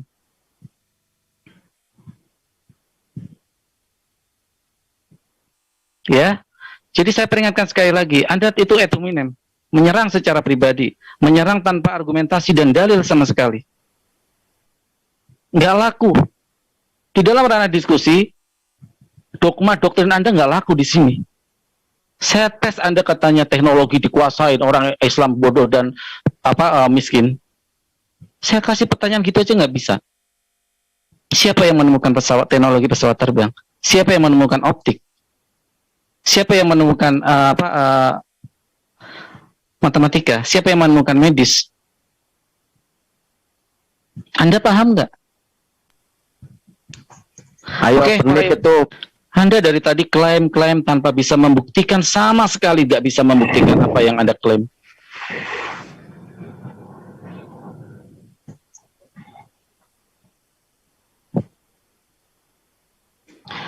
Oke, kita akhiri aja diskusi kita kali ini karena sudah tidak sesuai dengan ini ya. Narasumbernya juga ternyata, saya pikir dia ini pernah diskusi sama almarhum Ustadz Mawawi kita, saya pikir ilmunya tinggi gitu loh. Tapi ternyata kualitasnya sama saja dari debater-debater Kristen yang lain. Hanya bernarasikan sebuah kebencian tanpa dalil dan argumentasinya menyerang tanpa sama sekali basis argumentasinya nggak ada sama sekali. Ya. Oke, para Iman Filah, mohon maaf saya agak terbawa karena.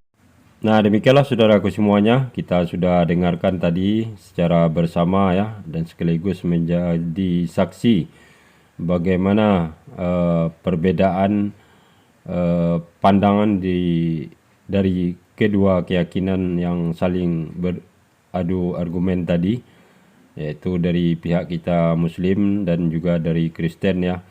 Dan tentunya kita bisa semakin memperjelas ya perbedaan di antara kedua keyakinan beragama ini.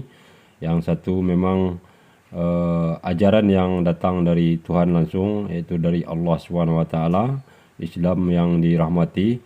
Sementara yang satunya lagi adalah akal-akalan dari manusia-manusia yang tidak bertanggung jawab.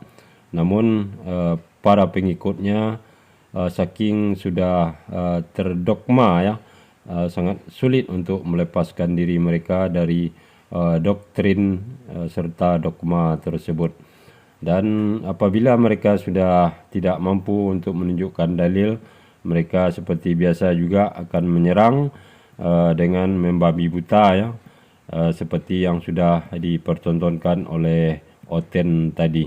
Dan kita sangat apresiasi kepada saudara mu'alaf cerdas kita Al-Hidayah dan juga Ustadz Farhan ya, yang selalu menampilkan diskusi serta perdebatan ini, yang tentunya untuk bisa menjangkau lebih banyak lagi saudara muslim kita dan lebih mengerti bagaimana perilaku dan akhlak tetangga kita ini. Nah, demikianlah saudaraku semuanya, mudah-mudahan video ini bisa bermanfaat dan ada hikmahnya bagi kita semua. Terima kasih atas perhatiannya. Assalamualaikum warahmatullahi wabarakatuh.